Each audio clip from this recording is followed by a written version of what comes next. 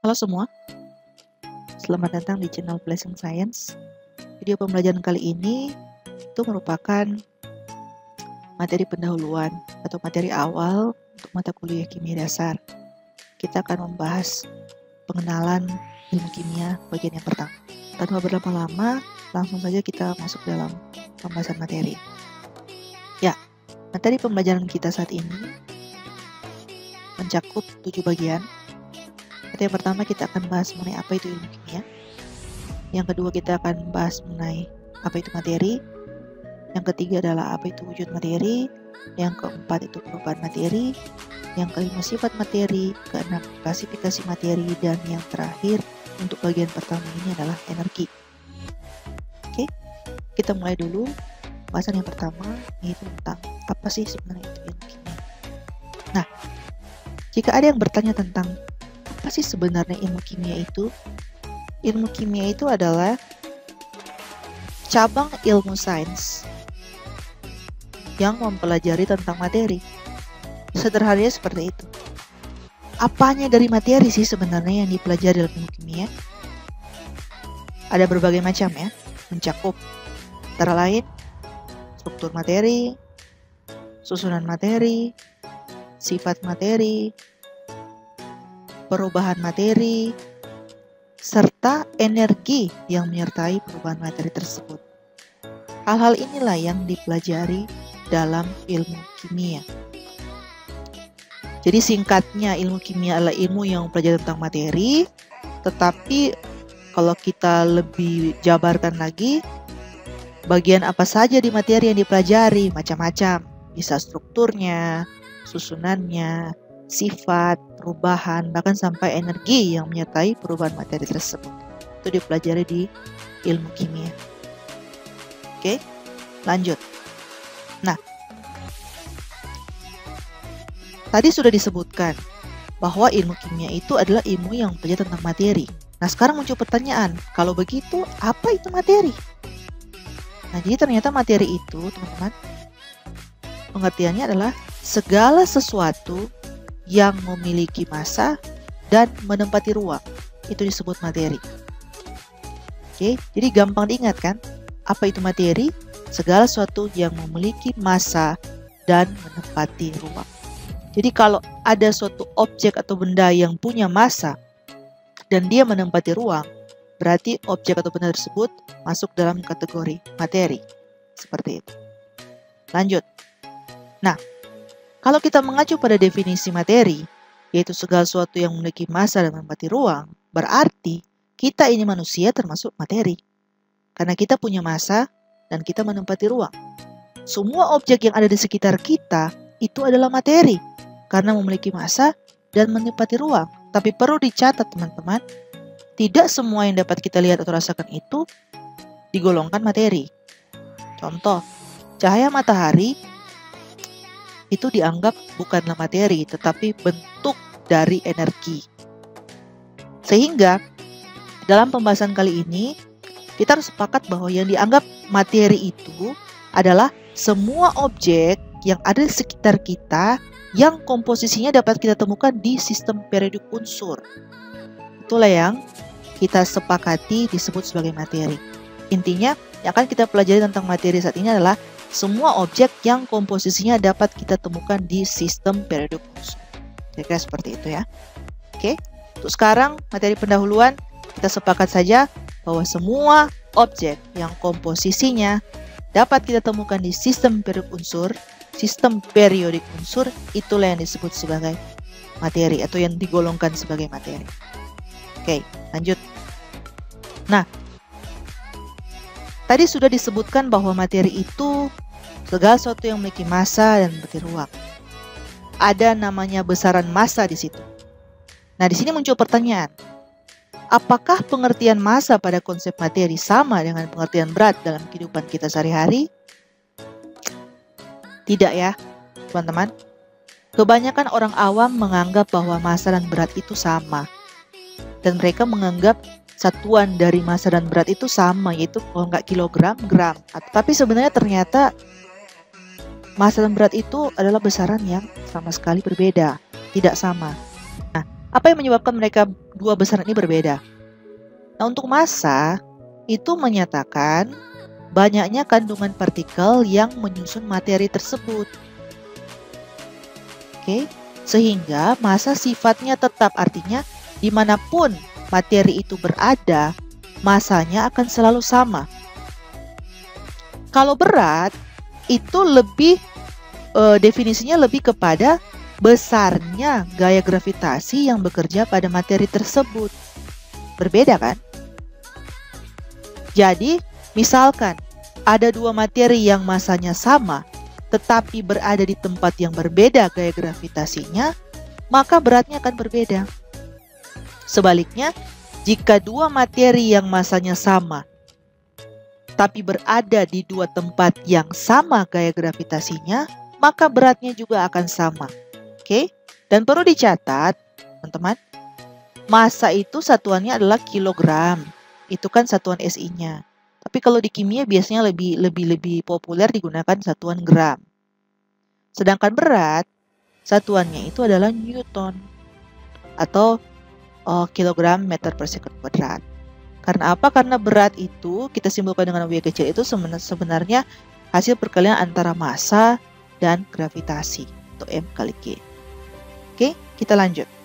Sekarang kita lanjut pada bagian yang ketiga, yaitu tentang wujud materi. Kita akan membahas tentang wujud materi.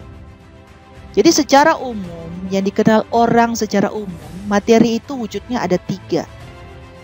Yaitu, kita semua sudah tahu lah ya, wujud padat, atau istilah lainnya solid, wujud cair, istilah lainnya liquid, dan wujud gas.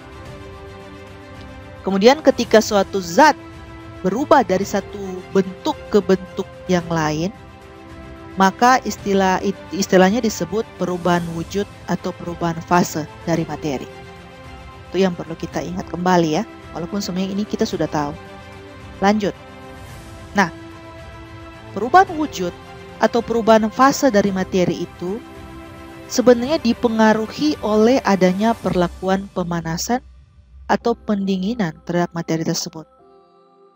Jadi 3 wujud ini sebenarnya bisa berubah-berubah ketika kita memberikan perlakuan pemanasan atau pendinginan. Misalkan contoh, wujud padat, misalkan ini kita lihat di gambar balok es ya. Ketika kita panaskan, maka dia akan mencair. Jadi dari wujud padat dia akan berubah menjadi wujud cair. Ketika kita beri pemanasan lebih lanjut, wujud cair akan berubah menjadi wujud gas. Sebaliknya, kita balik. Ketika suatu materi berwujud gas, kita beri perlakuan pendinginan, maka dia akan berubah menjadi wujud cair. Ketika kita beri pendinginan lebih lanjut lagi, maka wujud cair akan berubah menjadi wujud padat. Kira-kira seperti itu. Oke? Jadi ketika materi berubah wujud atau berubah fase, itu ternyata dipengaruhi oleh adanya perlakuan pemanasan maupun pendinginan. Itu yang perlu kita ingat. Lanjut. Nah, kita akan membahas wujud materi jika kita lihat dari level atau tingkat makroskopik, maksudnya level di mana dapat kita saksikan dengan mata secara langsung, kita lihat dengan mata secara langsung, dan juga kita akan membahas wujud materi jika dilihat dari level atau tingkat mikroskopik atau skala atomik atau skala partikel.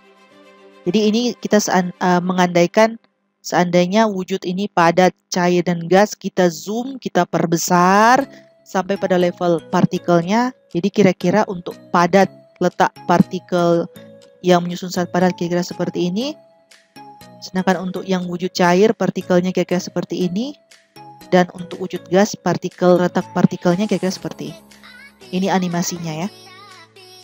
Oke, sekarang kita akan bahas lebih mendalam untuk tingkat makroskopik dan tingkat mikroskopik di slide selanjutnya. Nah, kita mulai dulu dengan level makroskopik atau level tingkatan di mana kita dapat melihat secara langsung dengan mata kita sendiri. Wujud materi itu kalau padat atau solid, kalau kita lihat ya dengan mata kita, dia pasti akan memiliki bentuk yang tetap dan juga volume yang tetap. Selanjutnya kalau wujud cair, kalau kita lihat dengan mata kita secara langsung, maka yang kita lihat adalah wujud cair itu akan memiliki bentuk yang tidak tetap, tetapi volumenya tetap. Bentuk yang tidak tetap di sini maksudnya, di mana wujud cair itu berada, dia pasti akan mengikuti bentuk wadahnya.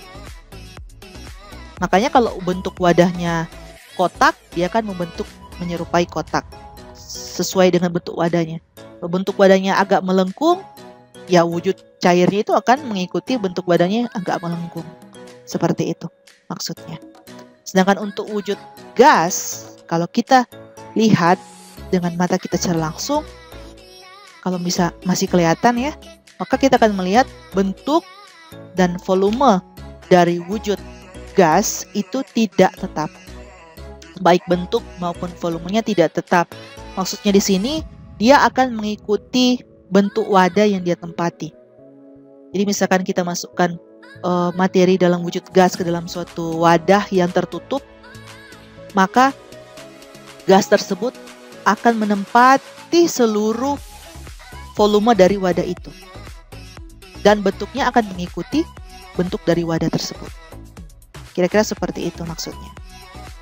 Selanjutnya, jika dilihat dari level mikroskopik atau level partikel atau skala atomik, ya, di mana sudah tidak dapat kita lihat dengan mata kita secara langsung, tapi harus menggunakan mikroskop mungkin ya, mikroskop ultra mungkin, baru bisa kelihatan partikel penyusunnya. Yang membedakan wujud padat, cair, dan gas adalah kalau kita bisa lihat dari animasi ini ya, zat padat itu, partikel zat padat, partikel penyusun zat padat itu tersusun dalam posisi yang sangat rapat. Coba kita bisa lihat dari gambarnya. Tersusun dalam posisi yang sangat rapat dan teratur. Itu kan ya, teratur kan?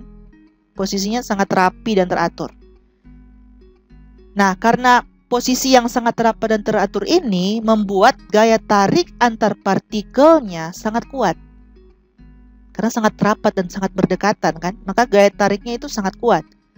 Akibatnya adalah partikel tidak dapat berpindah-pindah dan hanya bergerak di tempat. Makanya animasinya digambarkan kira-kira seperti ini kan, dia hanya bergerak seperlunya saja, nggak banyak bergerak gitu ya. Nah, bagaimana dengan wujud cair? Nah, kalau wujud cair kita bisa lihat di animasi juga. Partikel penyusun zat cair itu posisinya berdekatan juga sih, ya kan? Tetapi jika dibandingkan dengan zat padat, dia tidak terlalu rapat dan tidak teratur seperti zat padat, ya kan? Coba kita bisa lihat animasinya. Sehingga hal inilah yang membuat gaya tarik antar partikelnya tidak terlalu kuat. Akibatnya, partikel dapat berpindah-pindah dan bergerak, tapi tidak dapat meninggalkan kelompoknya. Jadi kalau kita lihat dari animasinya kan, untuk cair kayaknya partikelnya sedikit lebih bebas bergerak dibandingkan yang padat, ya kan? Seperti itu. Itulah yang menyebabkan sebenarnya zat cair itu bentuknya itu tidak tetap tapi volumenya tetap. Oke. Nah, selanjutnya yang wujud gas, dari animasi kita bisa lihat ya.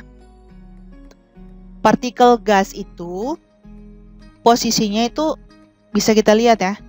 Ini berjauhan nih. Seperti kayak masih banyak space kosong kan ya, dibandingkan dengan padat dan cair. Nih, partikel gas posisinya itu berjauhan satu sama lain. Karena berjauhan, maka gaya tarik antar partikelnya itu sangat lemah. Jika dibandingkan dengan padat dan cair, gas itu paling lemah. Akibatnya, partikel gas itu dia mudah menyebar dan dapat bergerak dengan bebas. Makanya kita bisa lihat digambarkan animasinya seperti ini. Ya, yang paling bebas bergerak itu yang gas. Yang paling kayak sulit bergerak itu padat. Cair itu kayak di tengah-tengah. Kira-kira seperti itu gambarannya. Oke, jika dilihat dari level mikroskopik atau skala atomik. Selanjutnya, nah ini sama seperti slide sebelumnya, tapi versi bukan animasi tapi versi gambar ya. Kira-kira sama aja kan. Jadi kalau padat yang membedakan ya, kalau padat partikelnya sangat berdekatan dan susunannya teratur. Kalau cair partikelnya berdekatan sih, tapi tidak sedekat padat ya, tidak serapat padat dan susunannya tidak teratur. Coba lihat nih dari gambarnya. Berdekatan sih, tapi kan nggak terorganisir gitu. Ini kan terorganisir dengan baik, rapih gitu kelihatannya. Ada pola-pola yang bagus gitu kelihatan. Tapi kalau cair berdekatan sih, tapi kayak nggak teratur gitu, ya kan? Nggak terorganisir. Nah, sebaliknya, selanjutnya yang untuk gas, partikelnya itu kalau kita lihat dari gambar, digambarkan ya berjauhan kan, masih seperti kayak masih banyak space kosong di sini gitu. Tuh kan? Di partikelnya letaknya berjauhan dan susunannya juga sama seperti cair, nggak teratur seperti kayak padat. Kira-kira itu yang perlu diingat dan menurut saya gampang ya untuk kita ingat bersama, kita pahami bersama. Oke, lanjut. Nah, tadi di slide-slide sebelumnya kita bahas tentang wujud materi. Kita sepakat bahwa secara umum kita mengenal bahwa wujud materi itu ada 3. Tapi sebenarnya teman-teman, sampai sekarang ini wujud materi itu sudah ada 5. Jadi masih ada terdapat 2 wujud materi lainnya selain 3 wujud materi yang sudah kita kenal secara. Apa itu? Ya bisa baca sendiri ya. Yang pertama itu yang namanya Bose-Einstein kondensat atau biasa disingkatan BEC dan wujud plasma. Oke, jadi kita harus ingat secara umum memang hanya 3, tapi sebenarnya sudah ada 5 wujud materi. Nah, kenapa 2 wujud materi ini tidak terlalu dikenal secara umum? Karena memang 2 wujud materi ini tidak umum kita temukan di bumi tempat kita tinggal. Oke, tidak seperti wujud padat, cair, dan gas memang. Makanya kebanyakan orang hanya tahu wujud materi itu hanya ada 3, padahal sebenarnya sudah ada 5. Oke, nah, apa yang membedakan wujud BEC ini dengan wujud plasma? Nah, BEC dan plasma mereka sangat bertolak belakang, berkebalikan lah. Itu yang perlu diingat dan dipahami. Yang tadi di awal kan saya sudah bahas bahwa yang membuat terjadi perubahan wujud dari padat ke cair, cair ke gas, atau dari gas ke cair, cair ke padat, itu karena ada perlakuan pemanasan atau pendinginan terhadap materi tersebut. Nah, begitu juga dengan BEC dan plasma.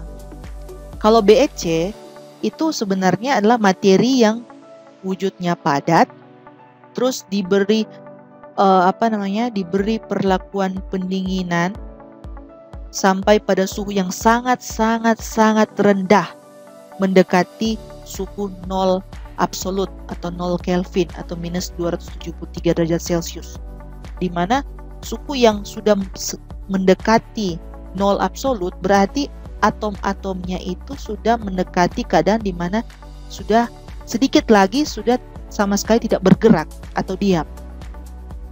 Gitu. Jadi ketika sudah dalam keadaan itulah wujud BEC ini terbentuk. Jadi intinya materi diberi perlakuan pendinginan pada suhu yang sangat rendah, mendekati suhu 0 absolut. Maka terbentuklah BEC ini. Oke? Karena 0 Kelvin kan dianggap suhu yang sudah paling rendah yang bisa dicapai oleh suatu materi. Gitu kan? Dan pada suhu ini dianggap atom-atom yang menyusun materi itu sama sekali sudah tidak bergerak atau diam. Nah, BEC ini sedikit lagi ke status tidak bergerak. Jadi sudah sedikit lagi ke sana.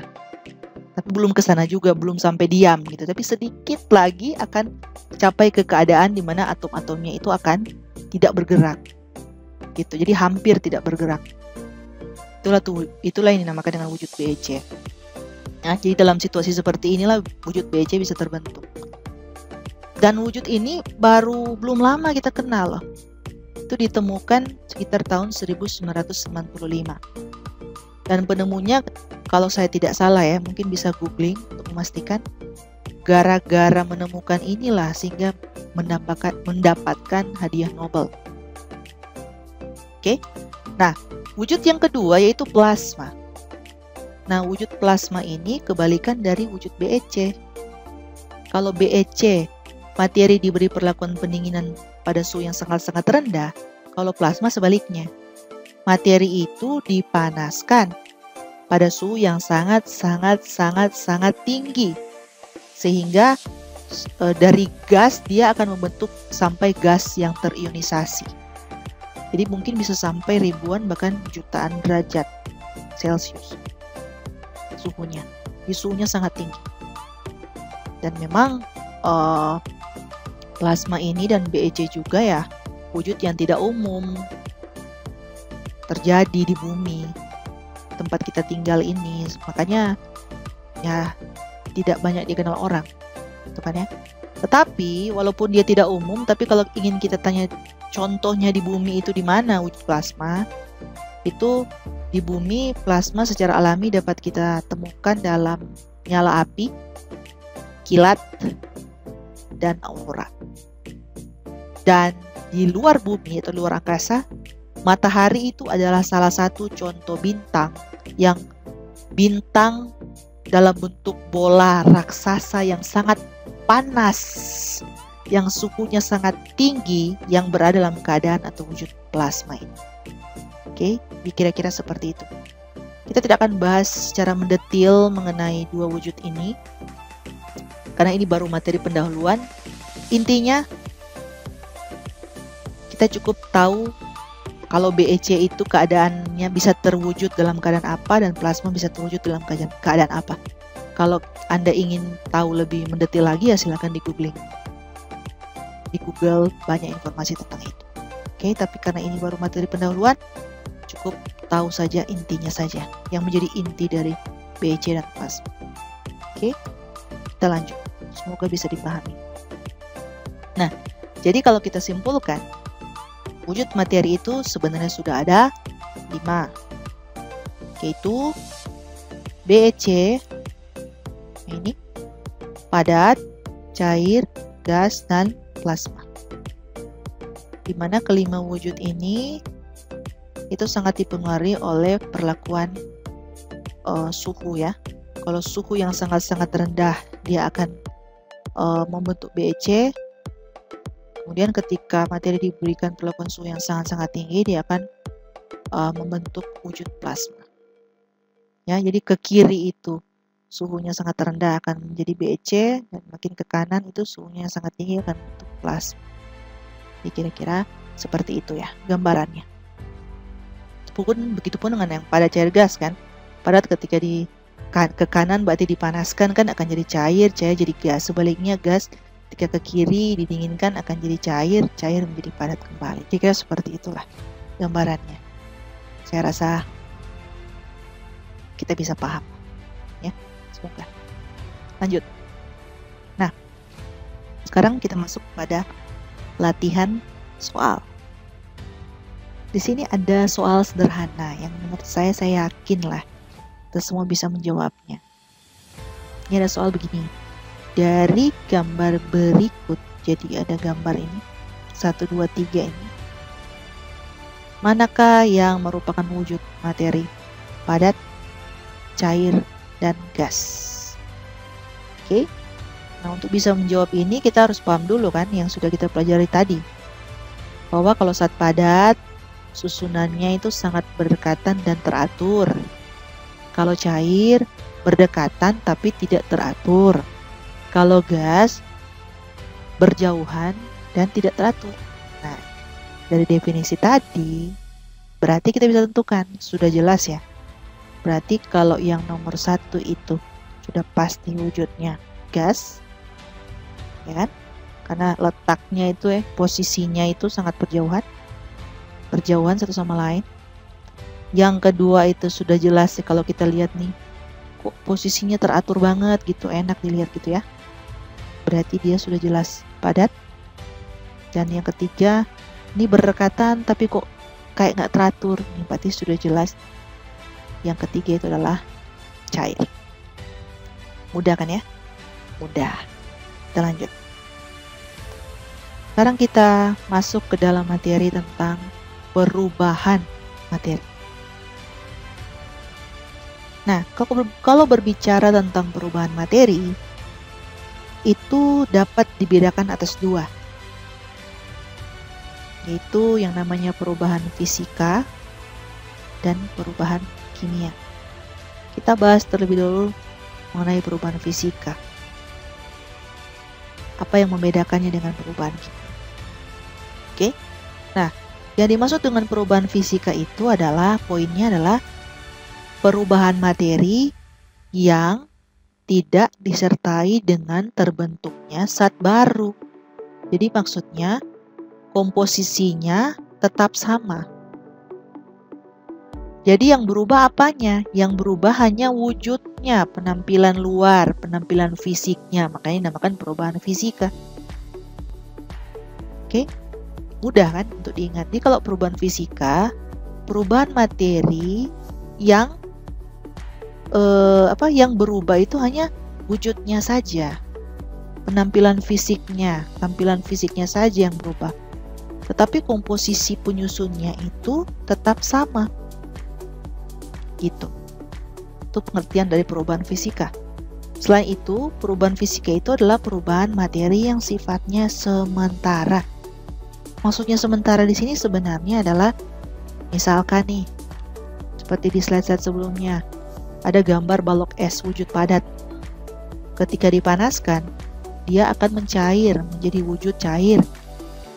Nah, wujud cair ketika dipanaskan lebih lanjut, dia akan membentuk wujud gas. Ya kan? Nah, dimaksud sementara di sini adalah ketika sudah terbentuk gas, ketika kita dinginkan gas itu, maka dia akan kembali ke wujud cair.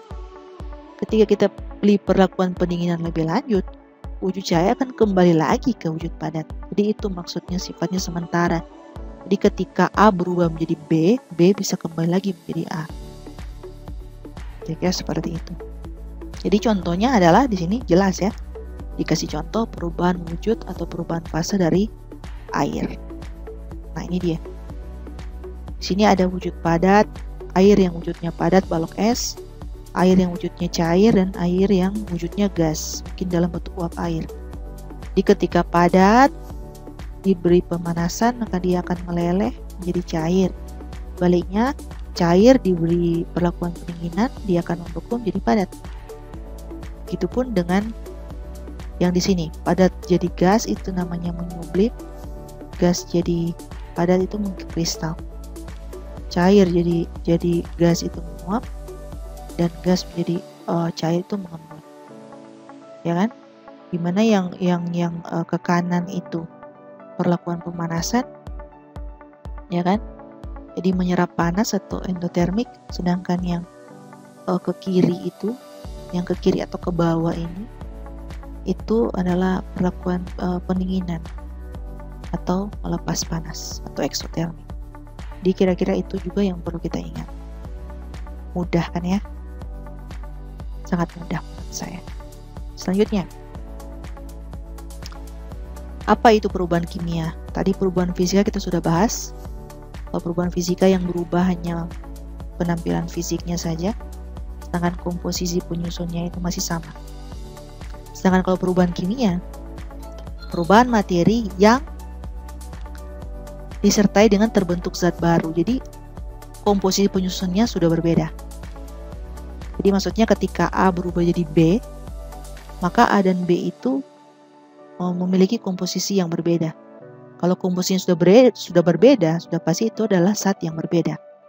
Sudah seperti itu, ya kan? Nah, kemudian perubahan kimia itu juga sifatnya kekal. Jadi kalau perubahan fisika sifatnya sementara, kalau perubahan kimia itu sifatnya kekal. Maksudnya kekal apa? Maksudnya kekal, maksudnya ada situasi di mana ketika materi sudah mengalami perubahan kimia, dari A misalkan menjadi B, B itu nggak akan bisa kembali lagi menjadi A.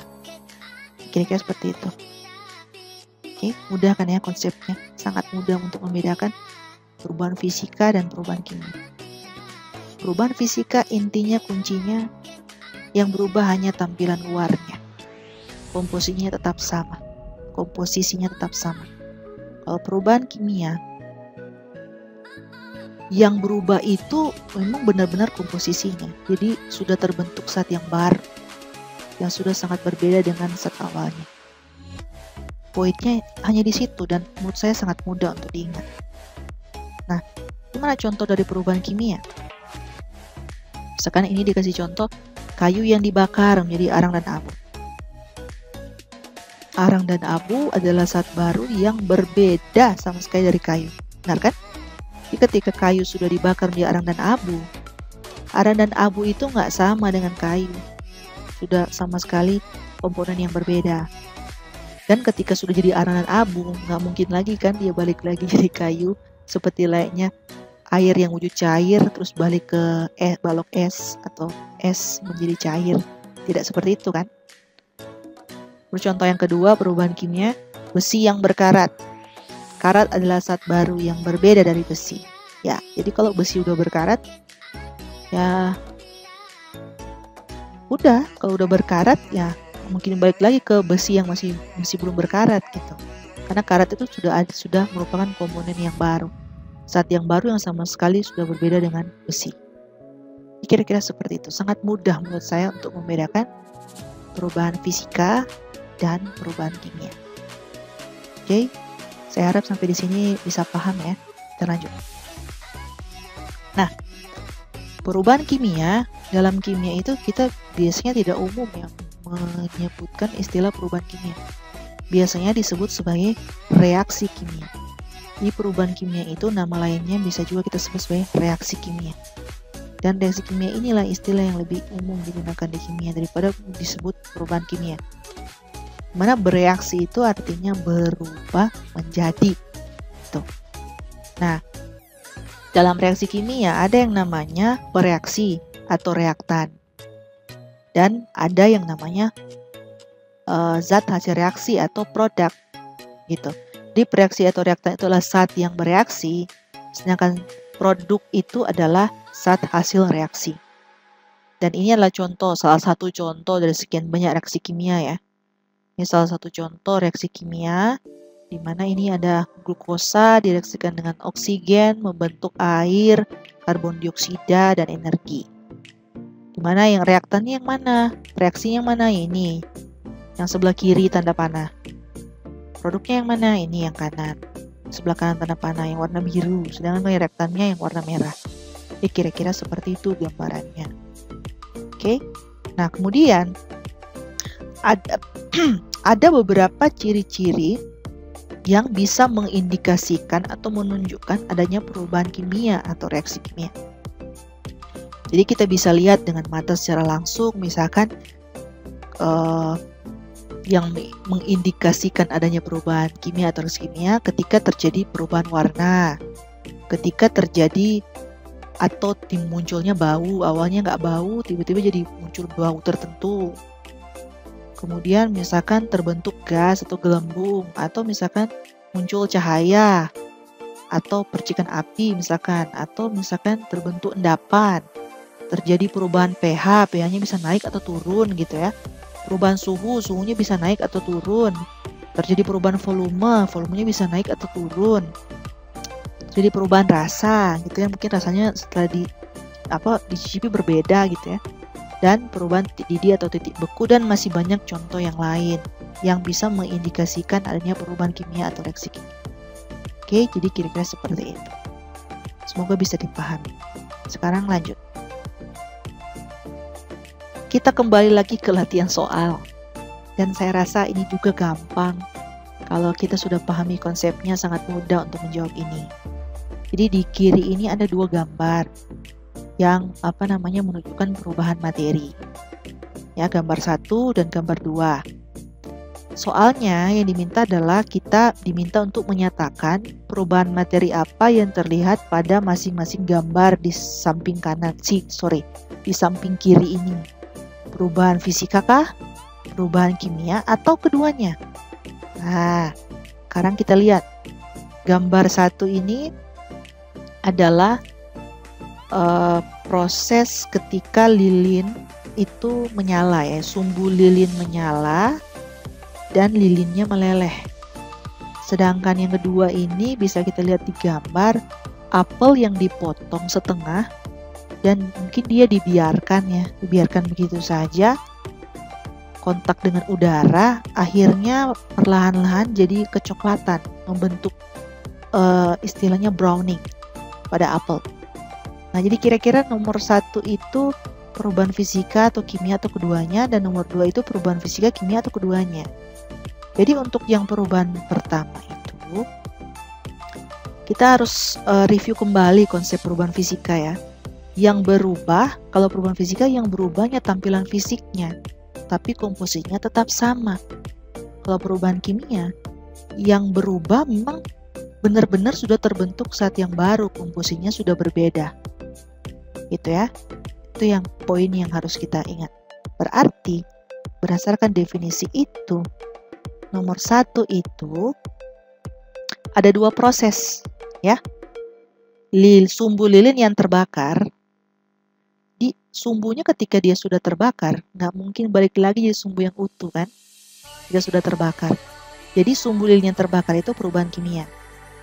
Tetapi lilin yang meleleh karena panas dari api, nyala apinya itu, dia meleleh, itu adalah perubahan fisika, karena dia hanya meleleh aja. Dia tetap lilin, wujudnya aja yang meleleh, tapi dia tetap lilin. Makanya untuk sumbu yang terbakar itu perubahan fisika, perubahan kimia, dan lilin yang meleleh itu adalah perubahan fisika. Oke, itu yang untuk kasus nomor 1. Kalau untuk kasus nomor 2 gimana? Kasus nomor 2 itu lebih kepada atau masuk pada penggolongan perubahan kimia. Karena yang membuat apel ini mengalami pencoklatan atau browning itu karena ada aktivitas enzim di dalamnya. Jadi kalau sudah melibatkan enzim, sudah reaksi biokimia itu, ya, dan sudah pasti itu perubahan kimia. Oke, kira-kira seperti itu. Semoga bisa dipahami, karena saya rasa ini mudah ya. Kita semua bisa menjawabnya dengan baik, saya yakin. Oke, lanjut. Nah, ada latihan soal yang kedua. Kalau tadi level makroskopik kita bisa lihat dengan mata kita secara langsung, ini soalnya kayaknya level mikroskopik ya, level skala atomik. Kita bisa lihat dari gambar. Soalnya seperti ini. Jadi ada gambar di tengah ini A, sebelah kiri B, sebelah kanan C. Dan soalnya yang diminta adalah gambar di bawah ini menunjukkan tampilan skala atomik dari sampel materi A yang mengalami 2 perubahan berbeda. Ke kiri itu menjadi B, dan ke kanan itu menjadi C. Tentukan manakah yang menunjukkan perubahan fisika dan perubahan kimia. Oke, mengacu ke definisi yang tadi, kalau perubahan fisika itu yang berubah cuma tampilan fisik, tetapi komposisinya sama. Kalau perubahan kimia itu yang berubah memang total udah jadi zat yang berbeda, gitu ya, komposisinya sudah berbeda. Nah, sekarang coba kita lihat yang A, gambarnya seperti ini, dia berubah menjadi B. Coba kita lihat untuk molekul yang A ini kan semua seragam ya, sama molekulnya, terdiri atas 2 bulatan merah dan 1 bulatan biru yang berikatan. Seperti ini susunannya. Berarti kalau dia perubahan fisika, harusnya ketika dia berubah menjadi B, dia akan tetap seperti ini. Tapi mungkin hanya berbeda wujudnya. Nah, kalau kita lihat dari A ke B itu ternyata sudah berbeda loh. Coba lihat. Yang di A ada 2 bulatan merah berikatan dengan 1 bulatan biru. Ya, ini anggap 1 molekul. Di sini ada 1, 2, 3, 4, 5, 6 molekul.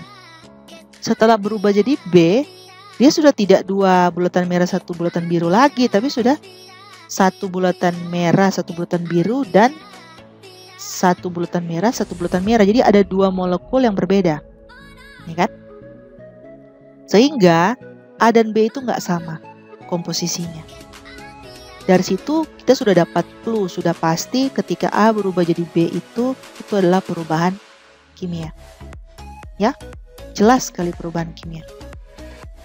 Nah, sebaliknya ketika A berubah menjadi C, coba kita lihat. Ini ada 2 bulatan merah berikatan dengan 1 bulatan biru. Ketika jadi C, dia tetap sama nih. Ada 2 bulatan merah berikatan dengan 1 bulatan biru. Tetapi yang berubah hanya wujudnya. Dari wujud gas, ini kan jaraknya berjauhan. Ingat tadi pengertian wujud materi yang membedakan pada cair dan gas. Jadi kalau dia jaraknya berjauhan begini, berarti dia wujudnya gas. Dan hanya berubah menjadi wujud padat. Ini sepertinya padat karena dia susunnya teratur. Nah, berarti, tetapi molekulnya sama. Berarti, perubahan dari A ke C itu hanya berubah wujudnya. Tetapi komposisi molekulnya tetap sama. Sehingga kesimpulannya, A berubah jadi C itu adalah perubahan fisika. Mudah kan ya? Sangat mudah dong. Mudah. Semua itu mudah kalau kita tahu konsepnya. Oke? Semoga bisa dipahami. Kita lanjut. Nah, sekarang kita masuk ke bagian yang kelima, yaitu sifat materi. Tadi kan sebelumnya sudah perubahan materi, sekarang sifat dari materi. Nah, dalam pembahasan sifat materi, kita akan membahas 2 kelompok sifat materi. Yang pertama, sifat materi yang berhubungan dengan jumlah materi. Dan yang kedua, sifat materi yang berhubungan dengan perubahan materi. Jadi sebenarnya sifat materi dan perubahan materi itu sangat berhubungan.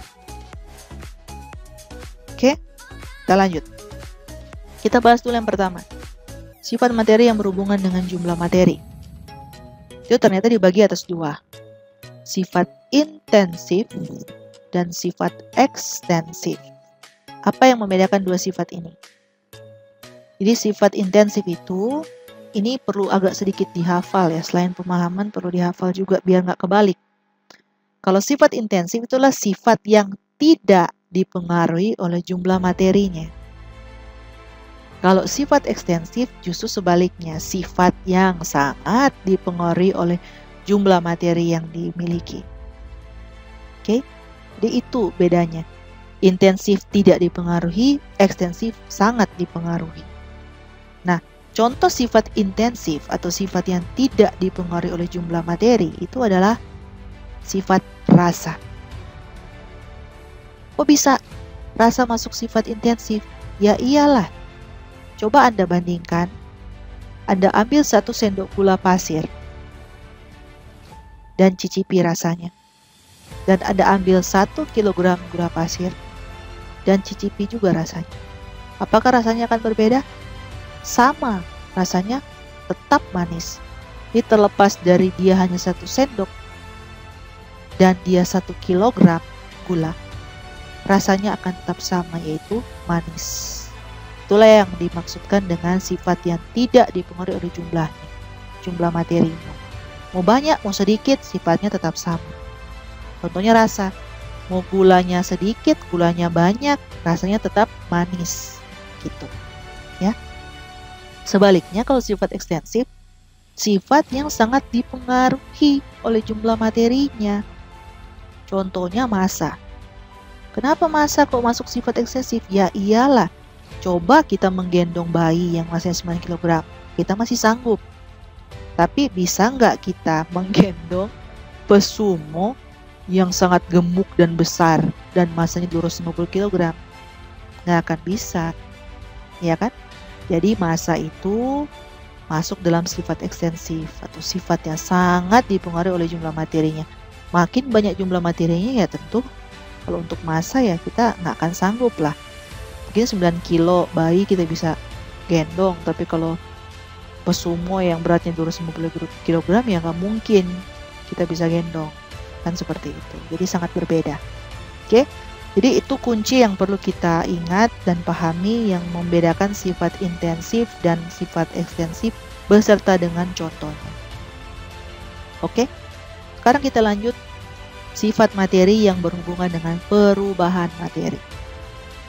Sifat materi yang berhubungan dengan perubahan materi ada 2, bisa dibagi atas 2, yaitu sifat fisika dan sifat kimia. Ya iyalah, hanya 2 ini karena kan ada hubungan dengan perubahan materi, sedangkan perubahan materi kan memang hanya 2 juga, perubahan fisika dan perubahan kimia. Jadi sangat terkait ya, perubahan materi dan sifat dari materi. Oke, kita bahas dulu sifat yang pertama, sifat fisika, atau ada buku lain yang suka menyebutkan sifat fisik itu sama ya. Ada yang buku lain juga hanya menyebutkan sifat fisik, sama aja itu, hanya perbedaan istilah, tidak perlu dipersoalkan. Nah, sifat fisika itu apa? Jadi sifat fisika itu adalah sifat materi yang berhubungan dengan perubahan fisika dari materi. Oke, jadi sifat fisika dan perubahan fisika itu berhubungan, gitu. Kemudian sifat fisika, sifat yang diperlihatkan materi tanpa mengubah komposisinya. Nah, ini kan ada hubungan juga dengan perubahan fisika, gitu. Berubah tapi komposisinya tetap sama. Dan sifat fisika itu sifat yang dapat kita amati oleh indera kita. Contoh, sifat fisika seperti apa? Contohnya misalkan titik leleh. Kita dapat mengukur titik leleh es dengan apa? Dengan cara apa? Kita panaskan balok es dan catat suhunya ketika es berubah menjadi cair. Ya kan? Air berbeda dengan es hanya dari penampilannya saja, seperti yang sudah saya jelaskan tadi di awal. Ya kan? Tidak dari susunannya, hanya penampilan saja dia berubah kan, tapi dia tetap air, tetap molekul H2O, sehingga perubahan ini merupakan perubahan fisika. Nah, kalau sudah perubahan fisika, berarti titik leleh itu adalah sifat fisika, seperti itu ya, karena perubahan sifat fisika berhubungan dengan perubahan fisika. Jadi intinya lihat saja, kalau yang terjadi adalah perubahan fisika, berarti sifat itu adalah sifat fisika. Tapi kalau yang terjadi adalah perubahan kimia, berarti sifat itu adalah sifat kimia. Kira-kira seperti itu. Oke, lanjut. Tadi sifat fisika sudah, sekarang kalau sifat kimia seperti apa? Yaitu, pasti ada hubungan dengan perubahan kimia pengertiannya. Jadi sini dikatakan sifat kimia itu adalah sifat materi yang melukiskan atau yang menggambarkan kesanggupan atau ketidaksanggupan suatu materi untuk melakukan reaksi kimia atau perubahan kimia. Atau sifat materi yang melukiskan kesanggupan atau ketidaksanggupan untuk mengalami perubahan komposisi dalam kondisi yang ditentukan. Berhubungan sekali kan dengan perubahan kimia, karena perubahan kimia kan terjadi perubahan komposisi, sudah terbentuk zat yang baru. Jadi intinya itu, lihat kalau terjadi perubahan kimia berarti sifat kimia itu. Dan sifat kimia juga adalah sifat yang tidak dapat kita amati secara langsung oleh indera kita, proses kimia itu. Gitu. Jadi contoh, besi yang berkarat. Proses ketika besi itu berkarat kan kita nggak bisa amati. Tiba-tiba aja kita udah lihat besi udah berkarat. Jadi prosesnya mungkin terlalu cepat atau terlalu lambat sehingga tidak bisa kita amati secara langsung. Ya kan? Nah, ini contoh besi yang berkarat. Kemampuan besi untuk berkarat itulah yang masuk dalam sifat kimia. Dan proses besi sampai berkarat itu yang dimaksudkan dengan perubahan kimia atau reaksi kimia. Oke, jadi intinya perubahan kimia dan sifat kimia itu sangat berhubungan. Itu pula dengan perubahan fisika dan sifat fisika. Oke, seperti itu. Semoga dapat dipahami. Lanjut. Latihan soal lagi. Ini ada latihan soal seperti ini. Nyatakan apakah sifat materi berikut ini termasuk sifat fisika atau sifat kimia. Oke. Tadi kan kita sudah belajar kalau sifat fisika itu berhubungan sekali dengan perubahan fisika. Sifat kimia berhubungan sekali dengan perubahan kimia. Sekarang kita lihat soalnya. A. Paku besi tertarik ke magnet. Apakah ini adalah sifat fisika atau sifat kimia? Sudah jelas. Ketika paku besi tertarik ke magnet, memang paku besi bisa berubah jadi komposisi yang lain. Enggak kan? Berarti ini adalah proses fisika, sehingga itu masuk dalam sifat fisika. Yang kedua, secari kertas terbakar spontan bila suhunya mencapai 451 derajat Fahrenheit. Lihat, ini ada proses kertas yang terbakar. Tadi sifat kimia kita sudah perubahan kimia kan kita sudah belajar kalau terjadi perubahan komposisi. Kertas ketika terbakar dia menjadi abu atau arang. Berarti ini ada perubahan kimia di sini. Jadi kalau ada perubahan kimia, berarti otomatis yang B-nya adalah sifat kimia. Oke, selanjutnya. Patung perunggu berangsur-angsur memiliki lapisan hijau setelah sekian lama. Nah, biasanya perunggu ini lama-kelamaan, dan kalau kita biarkan ya, kontak dengan udara dan sebagainya, dia akan lama-kelamaan muncul lapisan hijau. Nah, munculnya lapisan hijau ini apakah terjadi perubahan fisika atau perubahan kimia? Nah, jadi ketika muncul lapisan hijau ini sebenarnya si perunggu ini dia kontak dengan udara sehingga teroksidasi. Nah, kalau sudah istilah teroksidasi itu adalah reaksi kimia. Sehingga otomatis yang C ini adalah sifat kimia. Dan yang terakhir, sepotong kayu mengapung di air. Ketika dia mengapung di air, apakah dia menjadi kayu ini berubah menjadi yang lain? Sepertinya tidak ya. Sehingga di sini sudah jelas bahwa yang D itu adalah sifat fisika. Jadi kemampuan kayu untuk mengapung di air itu masuk sifat fisika. Oke.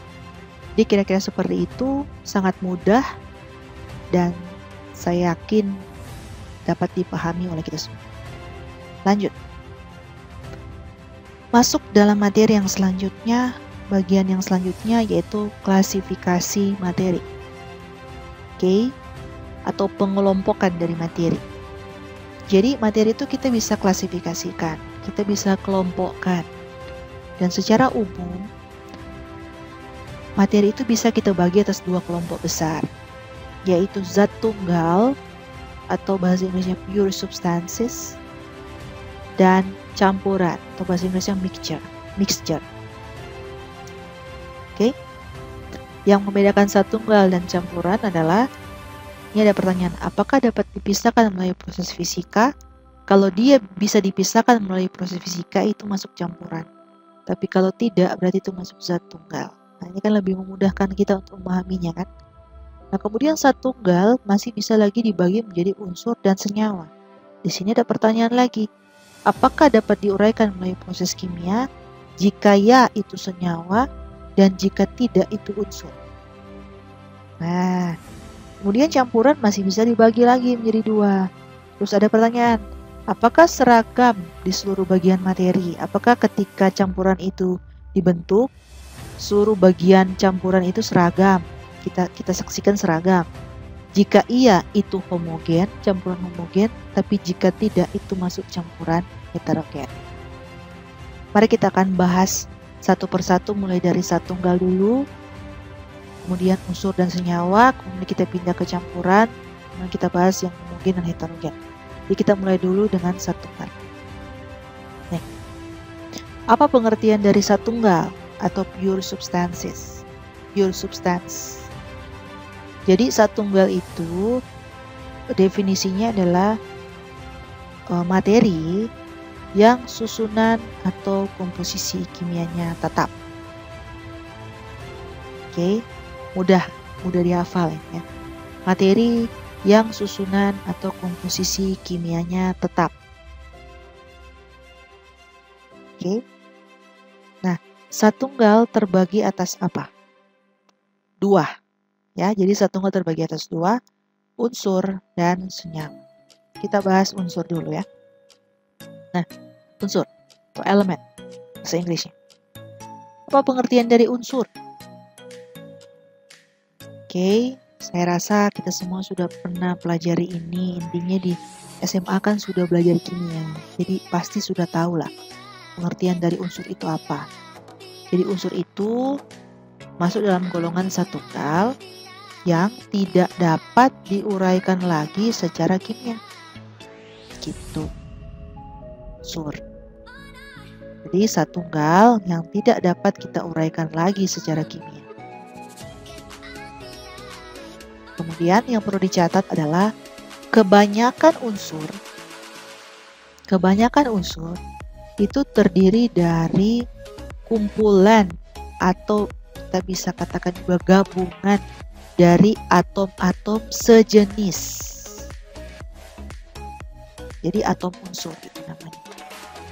Jadi kebanyakan unsur itu terdiri dari kumpulan atom-atom sejenis. Jadi misalkan unsur hidrogen itu sebenarnya terdiri dari atau tersusun dari kumpulan atau gabungan atom-atom hidrogen.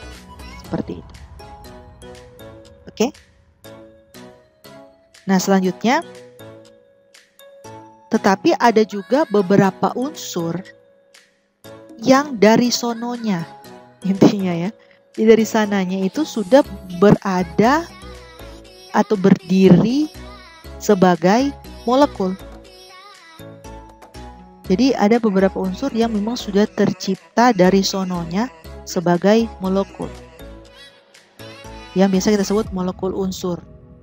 Kenapa saya istilahkan molekul unsur? Untuk membedakan nanti dengan molekul senyawa biar tidak bingung. Oke, atom juga saya tulis atom unsur. Seperti itu. Nah, pengertian atom sendiri adalah satuan terkecil dari suatu materi yang membentuk unsur. Cocok kan dengan definisi ini? Kebanyakan unsur terdiri dari kumpulan atom-atom sejenis. Berarti pengertian dari atom, ya bagian terkecil yang menyusun unsur. Ya kan? Sehingga kalau atom ini yang menyusun unsur, otomatis sifat dari unsur akan diperlihatkan juga oleh atom. Ya kan? Karena atom yang menyusun unsur. Kan kira-kira seperti itu. Baik sifat kimia maupun sifat fisika dari unsur akan diperlihatkan juga oleh atom. Karena atom adalah penyusunnya. Balik lagi ke ini kan, kumpulan atom-atom sejenis, itulah kebanyakan unsur. Tapi ada juga beberapa unsur yang memang sudah berada dalam bentuk molekul atau molekul unsur. Nah, jadi pengertian molekul unsur sendiri adalah struktur yang terdiri dari dua atau lebih atom sejenis yang terikat melalui ikatan kimia. Jadi kalau ada dua buah atom yang jenisnya sama, jadi kalau jenisnya sama ya berarti atom yang sama kan. Terus dia terikat membentuk dua atom membentuk molekul, atau 3 atom atau 4 atom membentuk satu molekul, maka itu dinamakan molekul unsur. Jadi kuncinya, poinnya ada di atom sejenis. Oke, jadi itu yang perlu diingat ya. Pengertian unsur, pengertian atom, dan pengertian molekul unsur itu seperti apa. Kuncinya molekul unsur itu di 2 atau lebih. Jadi kalau sudah ada 2 atom sejenis yang berikatan, itu sudah namanya molekul unsur. Oke, seperti itu. Lanjut. Ini kira-kira gambaran yang saya sebutkan tadi, atom unsur dan molekul unsur. Oke. Jadi atom unsur ini terdiri atas, jadi kalau ini keseluruhan ini adalah unsur, penyusunnya ini atom-atom unsurnya. Oke, jadi kalau anggap seandainya ini adalah atom hidrogen, unsur hidrogen, maka penyusunnya itu adalah atom-atom hidrogennya. Seperti itu. Nah, kalau yang ini menggambarkan molekul unsur. Kan tadi poinnya atom, ada 2 atom atau lebih yang sejenis yang berikatan. Nah, ini di gambar ini dicontohkan ada 2 atom sejenis yang berikatan. Maka itu dinamakan sebagai molekul unsur. Oke. Jadi itu yang perlu diingat. Atom unsur seperti apa, molekul unsur seperti apa. Ini contohnya adalah molekul yang terdiri atas 2 atom yang sama. Diatomik. Bisa juga 3. Triatomik. Atau bisa juga 4 dan seterusnya, seperti itu. Oke. Jadi ingat yang menjadi poinnya ya. Ingat yang menjadi poinnya. Atom itu adalah satuan terkecil yang menyusun unsur yang menunjukkan sifat unsur. Sedangkan molekul unsur adalah struktur yang terdiri dari 2, jadi minimal 2. Ya, kalau cuma 1 berarti bukan molekul namanya. Atom, ya. Jadi minimal 2 atau lebih atom yang sejenis yang terikat dalam ikatan kimia itu disebut sebagai molekul unsur. Saya tuliskan molekul unsur untuk membedakan dengan molekul senyawa, karena ada molekul senyawa lagi nanti akan kita bahas. Oke, Next. Unsur kita bisa kelompokkan menjadi 3 ya. Ini yang umum. Unsur logam, unsur non-logam, dan unsur metaloid. Apa yang membedakan ketiga penggolongan ini? Kalau unsur logam, dia bersifat konduktor. Konduktor artinya penghantar panas dan listrik yang baik, mengkilap dan lentur atau dapat ditempa. Kalau non-logam, itu kebalikan dari logam. Biasanya dia sifatnya rapuh, tidak dapat ditempa, tidak mengkilat, dan bersifat isolator. Ini kebalikan dari konduktor ya. Isolator itu penghantar, bukan merupakan suatu penghantar panas dan listrik. Kecuali ini katanya kalau unsur non-logam karbon dan silikon, mereka lebih bersifat semikonduktor. Kalau semi kan berarti punya sifat konduktor, walaupun hanya semi, kan seperti itu. Nah, yang ketiga, unsur metaloid. Unsur metaloid ini, dia sebenarnya adalah unsur peralihan dari logam ke non-logam. Jadi, dia memiliki sifat logam, tapi juga memiliki sifat non-logam. Kira-kira seperti itu. Oke? Nah, ini adalah tabel periodik unsur atau sistem periodik unsur, di mana sampai saat ini kita sudah mengenal ada sampai 118 unsur, baik unsur yang ditemukan secara alami maupun unsur yang dibuat di laboratorium atau unsur sintetis. Dan yang dari 118 ini memang paling banyak masuk dalam golongan logam. Kemudian ada non-logam dan metaloid. Tapi sebenarnya selain 3 penggolongan itu, masih banyak penggolongan yang lain. Contohnya kayak ini, tabel periodik di bawah ini kita bisa lihat logam masih bisa juga digolongkan menjadi logam alkali tanah, logam transisi, basic metal, semi metal ini metaloid, non metal ini non logam, halogen, noble gas atau gas mulia, lanthanida dan actinida. Kita tidak akan membahas detail mengenai tabel periodik unsur atau sistem periodik unsur ini, karena itu akan ada pembahasan bab sendiri. Jadi karena ini baru pendahuluan, cukup sampai di sini dulu. Oke? Lanjut. Tadi unsur sudah, sekarang kita masuk pembahasan mengenai senyawa atau compound. Senyawa pengertiannya apa? Senyawa itu adalah satu tunggal. Ya, seperti unsur ya, senyawa itu juga adalah satu tunggal, masuk dalam golongan satu tunggal yang tersusun atas 2 atau lebih unsur yang berbeda. 2 atau lebih atom unsur ya, yang berbeda dalam rasio tertentu melalui ikatan kimia. Oke. Senyawa dapat membentuk dua bentuk ya. Ada yang namanya molekul senyawa. Ini yang membedakan dengan molekul unsur tadi ya. Ada molekul senyawa atau senyawa molekuler. Ada juga senyawa ionik atau unit formula. Oke. Ini perlu juga paham konsep dan hafal juga pengertiannya. Jadi senyawa, apa itu senyawa? Satu tunggal yang tersusun atas 2 atau lebih unsur atau atom unsur yang berbeda dalam rasio tertentu melalui ikatan kimia. Senyawa dapat kita temukan dalam 2 bentuk, molekul senyawa atau senyawa molekuler dan senyawa ionik. Oke, nah sekarang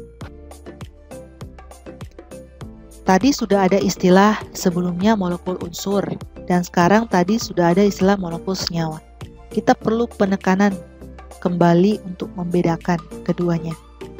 Jadi molekul unsur itu poinnya atau intinya adalah gabungan 2 atau lebih atom sejenis.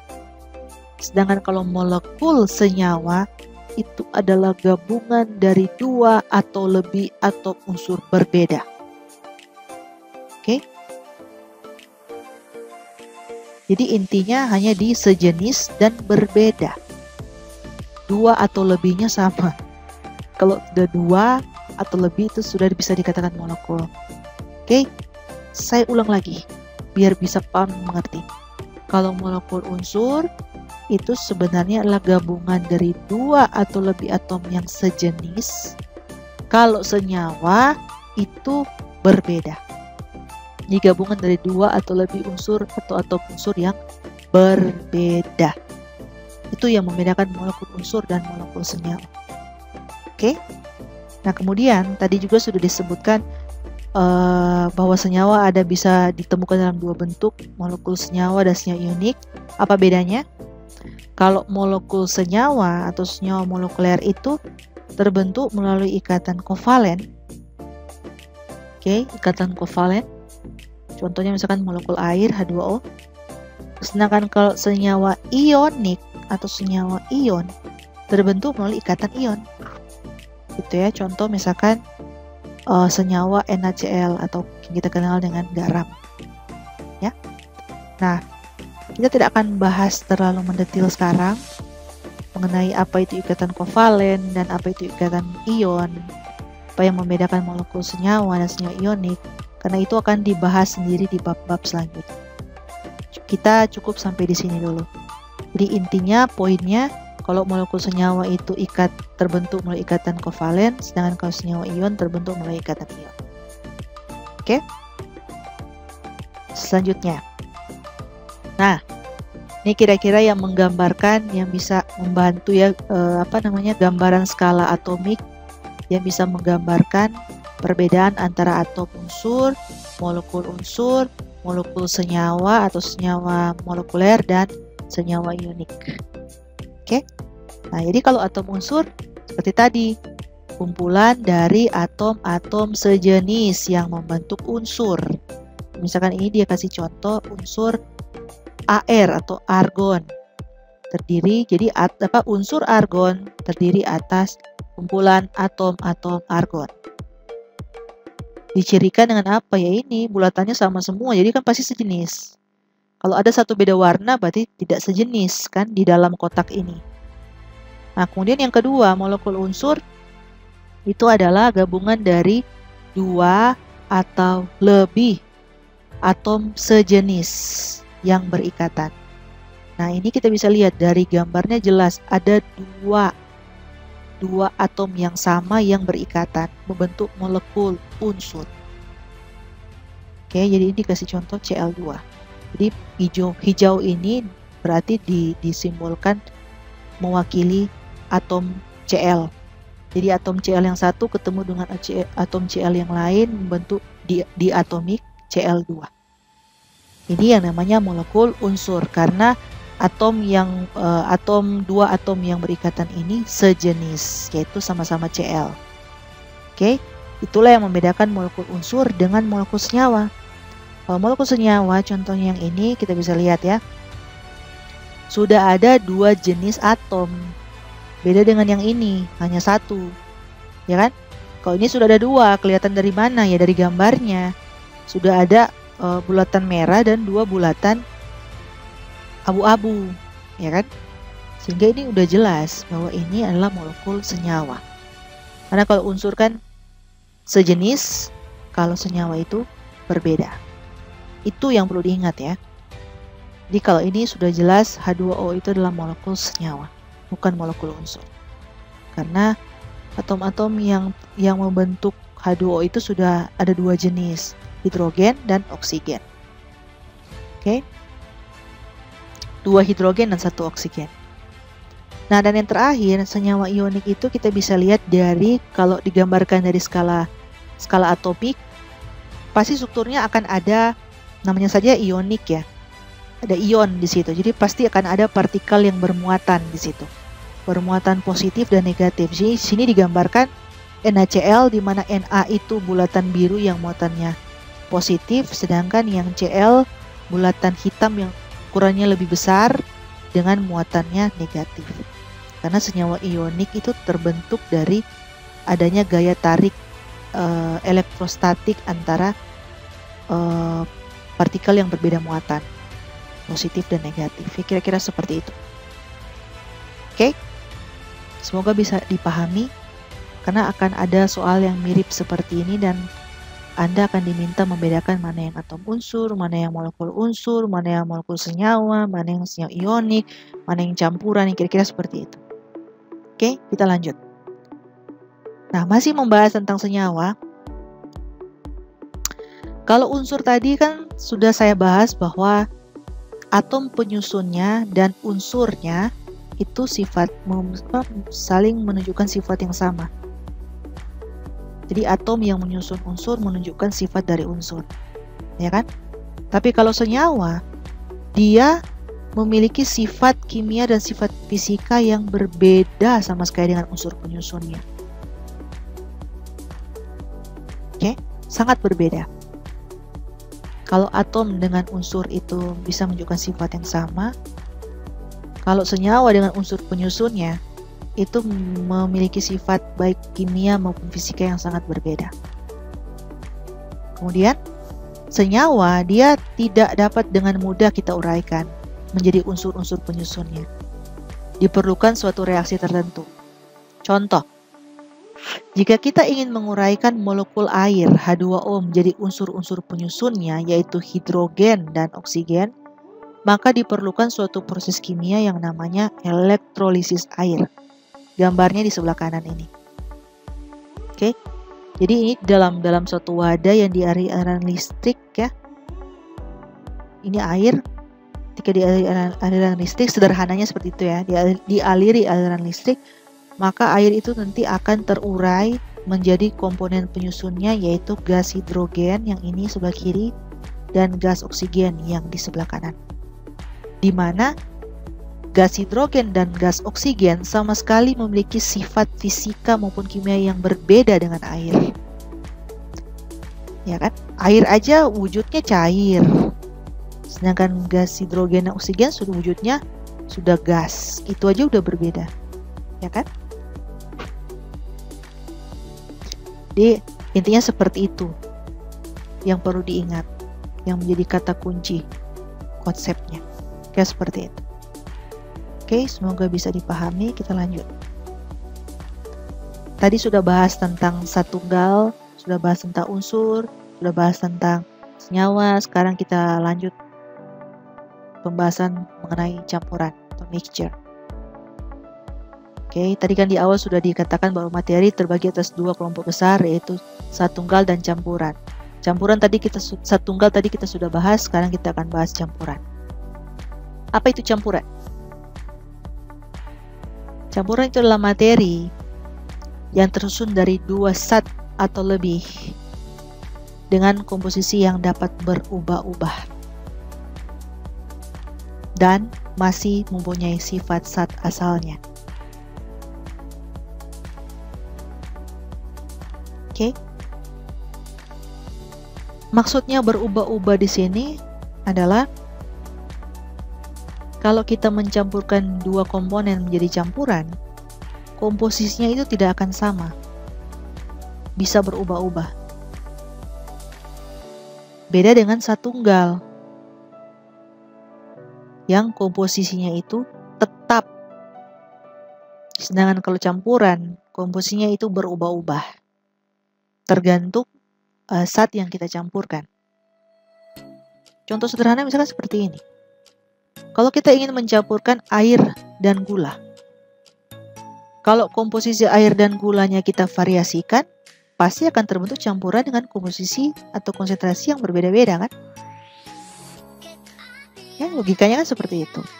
Jadi itu yang membedakan campuran dengan zat tunggal. Kalau zat tunggal komposisinya tetap, sedangkan campuran itu komposisinya berbeda-beda, bisa berubah-ubah maksudnya, tergantung zat yang kita campurkan, jumlah zat yang kita campurkan atau jenis zat yang kita campurkan. Oke. Dan kemudian dalam definisi ini ada yang namanya masih mempunyai sifat zat asal. Maksudnya apa? Maksudnya misalnya begini, seperti tadi saya sudah sebutkan. Ketika kita ingin mencampurkan air dan gula, maka akan membentuk apa? Air gula kan? Biasanya orang awam sebutnya air gula. Maka air gula yang terbentuk masih menunjukkan sifat yang sama dengan zat asalnya kan. Air gula yang terbentuk masih cair seperti layaknya air, dan air gula yang terbentuk memiliki rasa yang manis seperti layaknya gula. Itu maksudnya dengan pengertian masih mempunyai sifat zat asalnya atau masih menunjukkan sifat zat asalnya. Kira-kira seperti itu. Beda dengan senyawa kan? Kalau senyawa tadi sudah saya bahas, senyawa dengan unsur penyusunnya itu mempunyai sifat yang sangat-sangat berbeda. Tapi kalau campuran masih bisa punya sifat yang sama. Zat asal dengan produk yang terbentuk, campuran yang terbentuk itu masih bisa menunjukkan sifat yang sama. Seperti itu. Masih mempunyai sifat zat asal. Oke, selanjutnya. Apa yang akan terjadi bila dua zat dicampur? Jadi sebenarnya ada dua kemungkinan kalau kita mencampur dua zat. Kemungkinan pertama bisa membentuk senyawa jika terjadi reaksi atau jika kedua zat itu saling bereaksi, maka yang terbentuk senyawa. Tapi kalau kedua zat yang kita campurkan tidak saling bereaksi, maka itulah yang membentuk campuran. Jadi itu juga yang membedakan antara senyawa dan campuran. Oke? Nah, jadi kira-kira inilah yang membedakan antara senyawa dan campuran. 3 karakteristik kunci yang membedakan antara senyawa dan campuran. Jadi kalau dilihat dari segi perbandingan massa partikel penyusunnya, kalau senyawa itu tetap, karena kan senyawa masuk zat tunggal komposisinya tetap, jadi otomatis senyawa juga tetap, karena senyawa itu adalah zat tunggal. Maksudnya tetap di sini adalah dimanapun sampel senyawa itu kita ambil, pasti perbandingan massa partikel penyusunnya akan sama. Misalnya kayak air, pasti komposisinya hidrogen dan oksigen akan sama. Dimanapun sampel air itu kita ambil, gitu. Komposisi massa hidrogen dan oksigen pasti akan sama. Sedangkan kalau campuran bisa berubah-ubah, tergantung zat yang kita campurkan.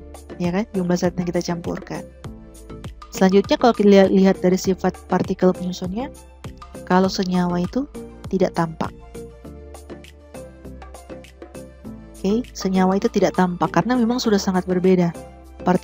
Sifat partikel penyusunnya dengan senyawa itu sendiri sudah sangat berbeda sehingga tidak tampak. Sedangkan kalau campuran masih tampak, masih bisa menunjukkan sifat yang sama dengan zat asalnya. Seperti yang saya sudah sebutkan tadi, yang air dan gula yang tadi. Kemudian kalau dilihat dari pemisahan partikel penyusunnya, kalau senyawa itu sukar, sulit, karena harus menggunakan metode kimia tertentu. Seperti tadi saya sudah kasih contoh, untuk menguraikan air harus pakai metode elektrolisis air, baru bisa terpisah jadi unsur penyusunnya. Tapi kalau campuran mudah sekali dan cukup dengan cara fisika, tidak perlu dengan cara kimia untuk memisahkan campuran. Misalkan contoh, seperti saya sudah sebutkan tadi di awal, kita campurkan air dan gula. Untuk memisahkan kembali air dan gula, ya didihkan saja airnya, terpisah kan gulanya, kan seperti itu. Jadi mudah, hanya cukup dengan cara fisika saja kita bisa memisahkan komponen penyusun dari campuran. Beda dengan senyawa yang sukar dan harus menggunakan cara kimia tertentu. Oke, kira-kira seperti itu poin yang membedakan senyawa dan campuran. Sekarang kita lanjut. Campuran dapat kita bagi menjadi atau kita klasifikasikan menjadi 2. Campuran homogen dan campuran heterogen. Ini sudah saya sebutkan tadi di awal, di tabel di awal tadi. Kita bahas dulu campuran homogen yang pertama. Apa yang dimaksud dengan campuran homogen? Nah, yang dimaksud dengan campuran homogen itu adalah campuran yang komposisi di seluruh bagian campuran itu kita saksikan atau kita lihat itu seragam atau sama. Jadi secara kasat mata kita akan melihat tidak ada bidang batas yang membedakan antara komponen penyusunnya. Jadi ketika dua zat itu bercampur membentuk campuran homogen, kita nggak akan melihat ada beberapa fase. Yang ada hanya satu fase saja. Misalkan contoh yang sudah saya sebutkan tadi, misalkan kita campurkan air dan gula dan kita aduk, maka apa yang kita lihat? Kita hanya akan lihat seperti air saja kan, tidak akan kelihatan mana gulanya. Ya toh? Dia sudah jadi satu kesatuan yang utuh, yang bercampur secara sempurna. Nah, campuran homogen kita juga bisa sebut dengan istilah larutan. Jadi larutan itulah sebenarnya contoh dari campuran homogen, larutan atau solution. Oke, dimana dalam larutan kita sudah tahu ya, ada yang namanya zat larut atau solut, dan ada yang namanya pelarut atau solvent. Dan biasanya jumlah pelarut lebih banyak dari zat larut. Biasanya, tapi tidak juga berlaku selalu seperti itu. Contoh dari larutan banyak. Larutan gula, larutan garam, larutan cuka, larutan HCl, larutan NaOH, dan lain sebagainya. Oke, namanya larutan, intinya ada banyak sekali. Oke, nah sekarang bagaimana dengan campuran heterogen? Nah, kalau campuran heterogen itu adalah campuran yang komposisi di seluruh bagian campurannya itu tidak seragam atau tidak sama. Sehingga secara kasat mata kita akan lihat ada bidang batas antar komponen penyusunnya. Kita masih bisa bedakan, oh ini yang ini. Misalkan zat A dan zat B kita campur membentuk campuran heterogen, kita masih bisa bedakan mana yang zat A dan mana yang zat B. Seperti itu. Oke, makanya namanya campuran heterogen, karena memang dia tidak akan seragam ketika bercampur. Intinya tidak akan bercampur sebenarnya, gitu ya. Nah, contoh dari campuran heterogen itu bisa berupa koloid atau bisa juga berupa suspensi. Nah, apa itu koloid, apa itu suspensi? Kita bahas satu-satu. Nah, campuran heterogen yang jenis koloid, pengertiannya adalah campuran yang apabila kita lihat dengan mata, secara kasat mata, tampak seperti campuran homogen. Kalau cuma lihat begitu, terlihat seperti campuran homogen. Tetapi apabila kita teliti lebih lanjut, misalkan kita menggunakan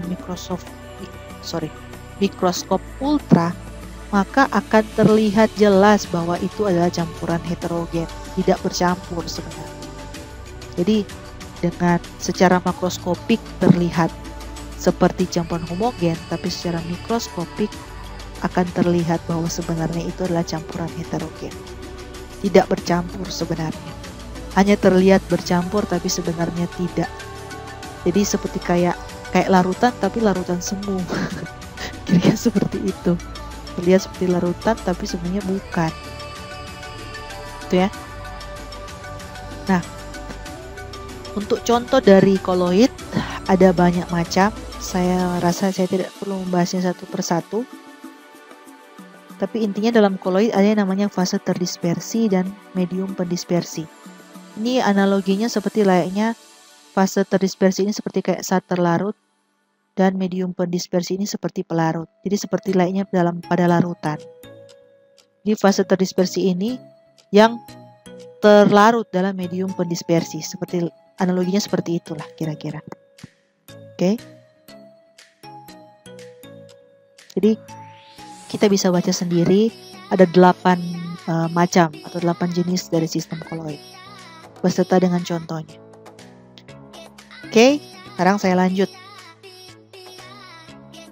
Tadi koloid sudah, sekarang kita lanjut pembahasan tentang suspensi. Nah, campuran heterogen suspensi itu apa? Jadi suspensi itu sebenarnya pengertiannya adalah campuran dari dua zat atau lebih yang sebenarnya tidak dapat bercampur. Sehingga keduanya kalau kita coba untuk mencampurnya, lama-kelamaan akan terpisah lagi setelah kita aduk. Ya kan, seperti itulah ya.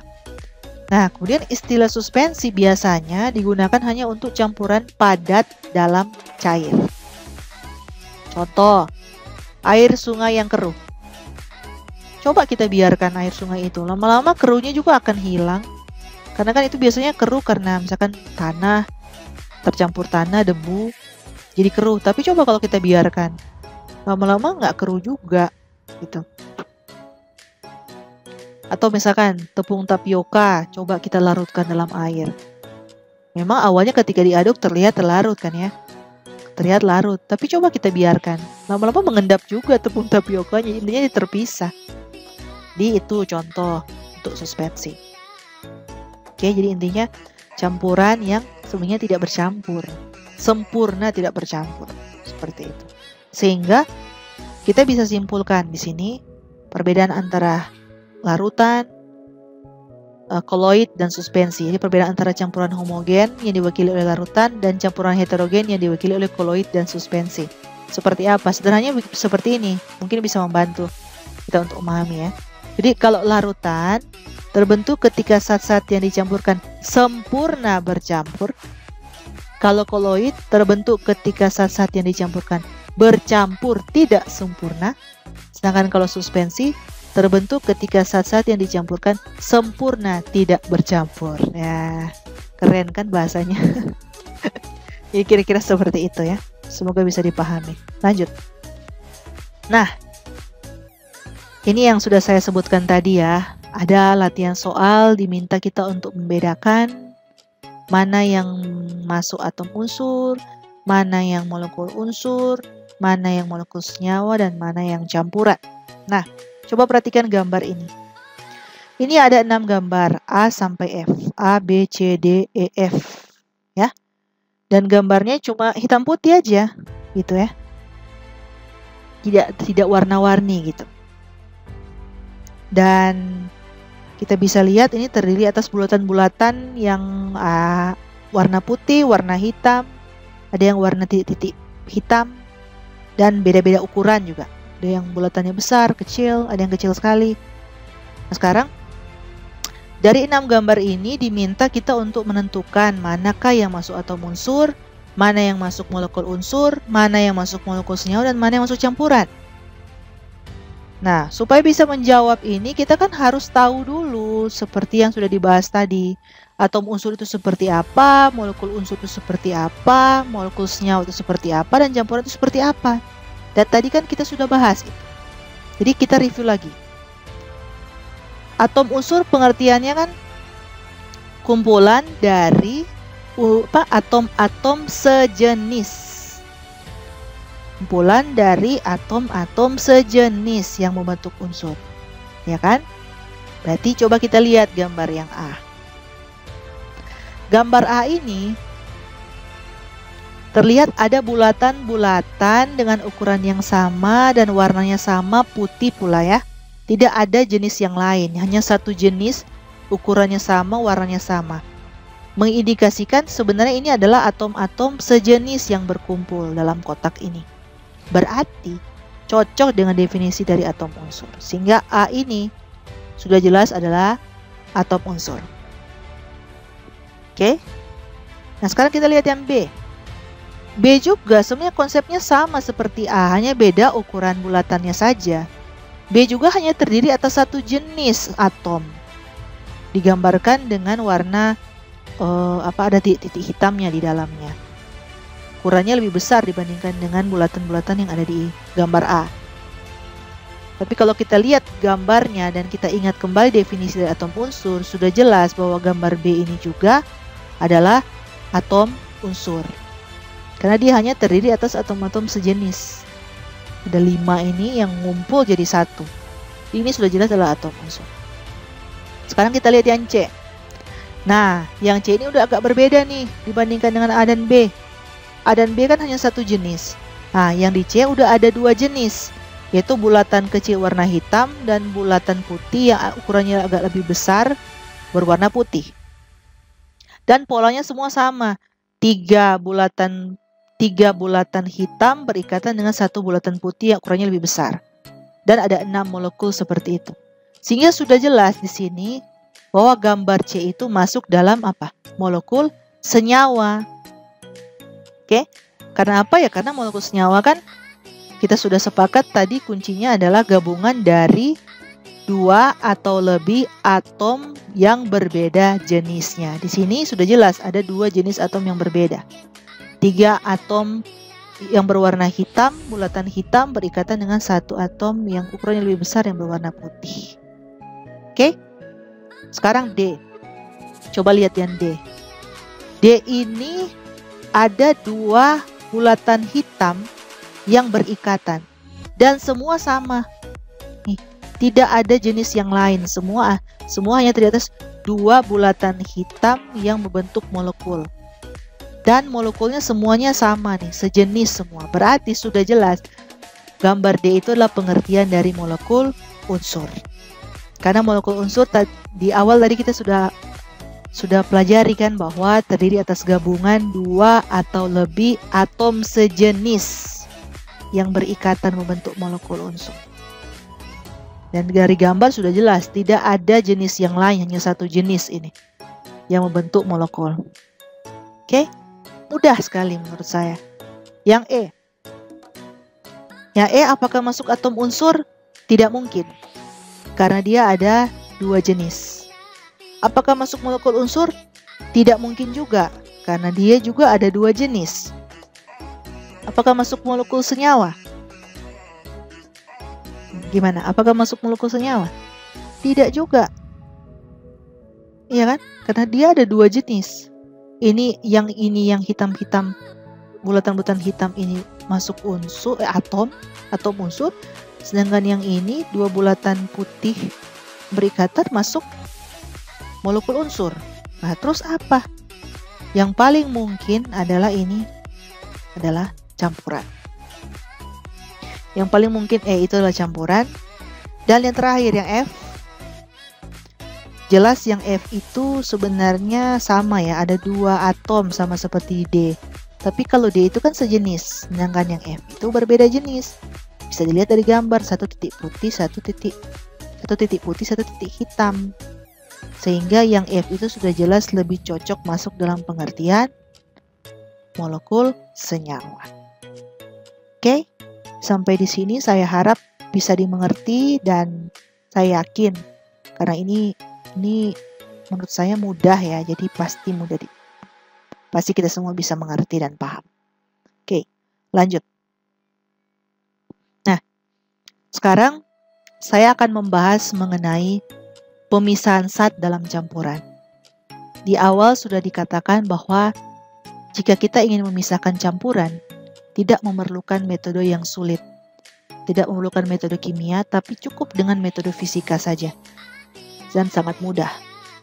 Beda dengan senyawa yang harus dipisahkan menggunakan metode kimia. Tapi kalau campuran, kita cukup memisahkannya menjadi komponen penyusunnya hanya dengan menggunakan metode fisika saja. Dan di sini saya akan bahas secara umum saja beberapa contoh metode fisika, cara fisika yang bisa kita gunakan untuk memisahkan campuran. Yang pertama itu kita bisa menggunakan yang namanya metode filtrasi atau penyaringan.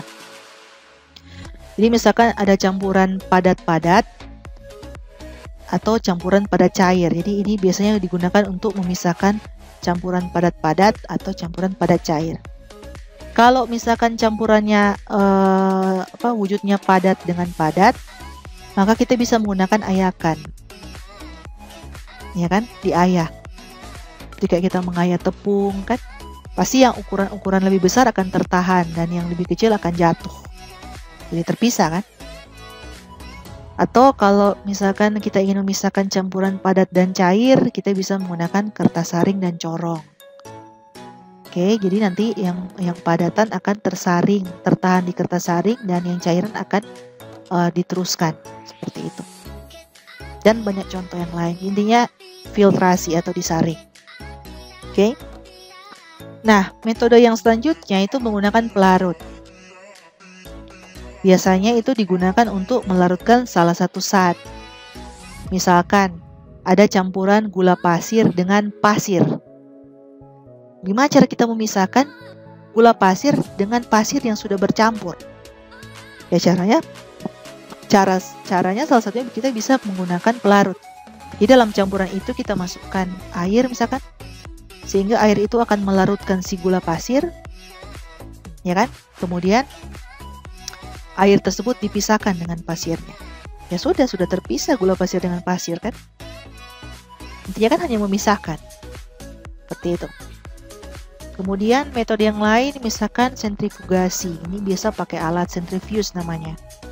Jadi sentrifugasi ini kayak seperti pengertiannya seperti proses yang memanfaatkan gaya sentrifugal.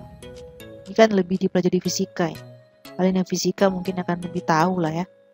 Di proses yang memanfaatkan gaya sentrifugal untuk sedimentasi atau untuk mengendapkan campuran pada cair dalam bentuk koloid dengan menggunakan mesin sentrifuga atau centrifuge atau pemusing. Oke, jadi dia akan diputar dengan kecepatan tinggi dengan memanfaatkan yang namanya gaya sentrifugal itu. Jadi lama-lama nanti campuran dalam bentuk koloid itu akan terpisah. Biasanya padatan akan mengendap dan cairan yang akan ada di atasnya. Bisa seperti itu. Nah, selanjutnya metode yang lain juga ada yang namanya distilasi atau penyulingan. Biasanya itu untuk memisahkan campuran cair-cair berdasarkan perbedaan titik didih. Oke, jadi misalkan kita ingin mendapatkan air tawar dari air laut, maka caranya adalah didihkan saja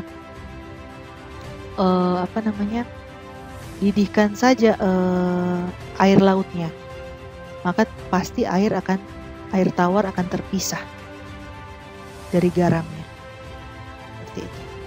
Atau kita ingin mendapatkan alkohol murni dari lautan alkohol, sama juga dididihkan sehingga alkohol yang memiliki titik didih yang lebih rendah akan mendidih lebih dulu sehingga terpisah dengan air pelarutnya sebagai pelarut. Oke, kemudian yang kelima penguapan atau evaporasi. Biasanya ini dilakukan untuk mendapatkan padatan dari larutannya.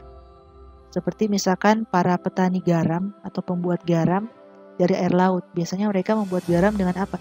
Dengan air lautnya ditaruh di tempat yang luas permukaannya besar, terus dibiarkan menguap secara alami airnya. Jadi nanti akan tersisa kristal-kristal garam. Seperti itu. Nah, kemudian metode yang lain kromatografi. Kromatografi ini kayak seperti metode pemisahan berdasarkan perbedaan daya serap zat pada medium stasioner. Contoh yang paling sederhana adalah kromatografi kertas. Biasanya digunakan untuk memisahkan zat-zat warna pada bahan pewarna seperti tinta. Oke, biasanya ini kita bisa lakukan praktikumnya kalau memungkinkan. Praktikum kromatografi kertas. Oke, supaya kalian bisa mengamati secara langsung bagaimana sih proses pemisahan tinta itu menjadi warna zat-zat warna penyusunnya. Jadi nanti akan terlihat warna-warni gitu. Nah, ternyata tinta terdiri atas berbagai macam warna yang digabungkan jadi satu. Seperti itu. Oke. Nah, sekarang kita masuk ke latihan soal. Di sini soalnya seperti ini. Nyatakan metode fisis apa atau metode fisika apa yang dapat digunakan untuk memisahkan campuran berikut. Nah, jadi soal ini ada kaitan dengan yang barusan saya bahas tadi, mengenai pemisahan campuran dengan berbagai macam metode tadi. Ada 6 metode yang sudah saya sebutkan. Tapi intinya bukan hanya itu ya metodenya, ada banyak metode yang lain yang bisa digunakan untuk memisahkan campuran. Nah, sekarang kita lihat latihan soal ini. Nyatakan metode fisis atau metode fisika apa yang dapat memisahkan campuran berikut. Yang A. Bagaimana kita metode apa yang bisa kita gunakan untuk memisahkan serbuk besi dan serpihan kayu? Untuk memisahkan campuran serbuk besi dan serpihan kayu. Kira-kira apa? Caranya pakai metode apa? Yang pasti yang 6 yang saya sebutkan tadi di atas tidak masuk untuk memisahkan yang A ini. Tapi kira-kira apa? Ada yang bisa? Nah, kita harus lihatlah besi sifat fisiknya seperti apa. Dia mudah tertarik oleh magnet. Jadi, untuk bisa memisahkan campuran besi dan serpihan kayu, ya gunakan saja magnet untuk menarik besinya, sehingga serpihan kayu akan tertinggal dan terpisah.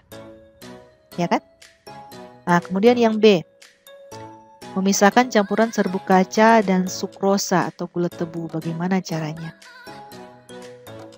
Nah, kalau yang B ini bisa menggunakan salah satu metode yang sudah saya sebutkan tadi, yaitu dengan menggunakan pelarut.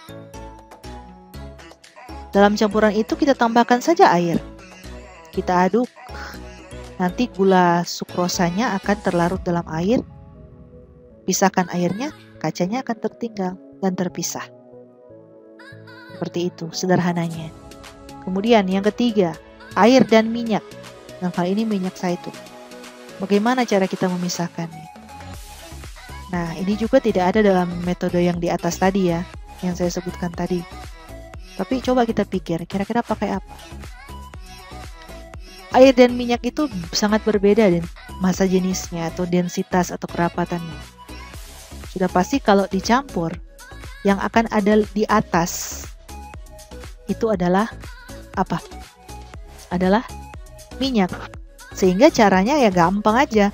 Hati-hati aja kita tuangkan minyak yang mengambang di bagian atas air. Airnya terpisah kan, air dan minyak.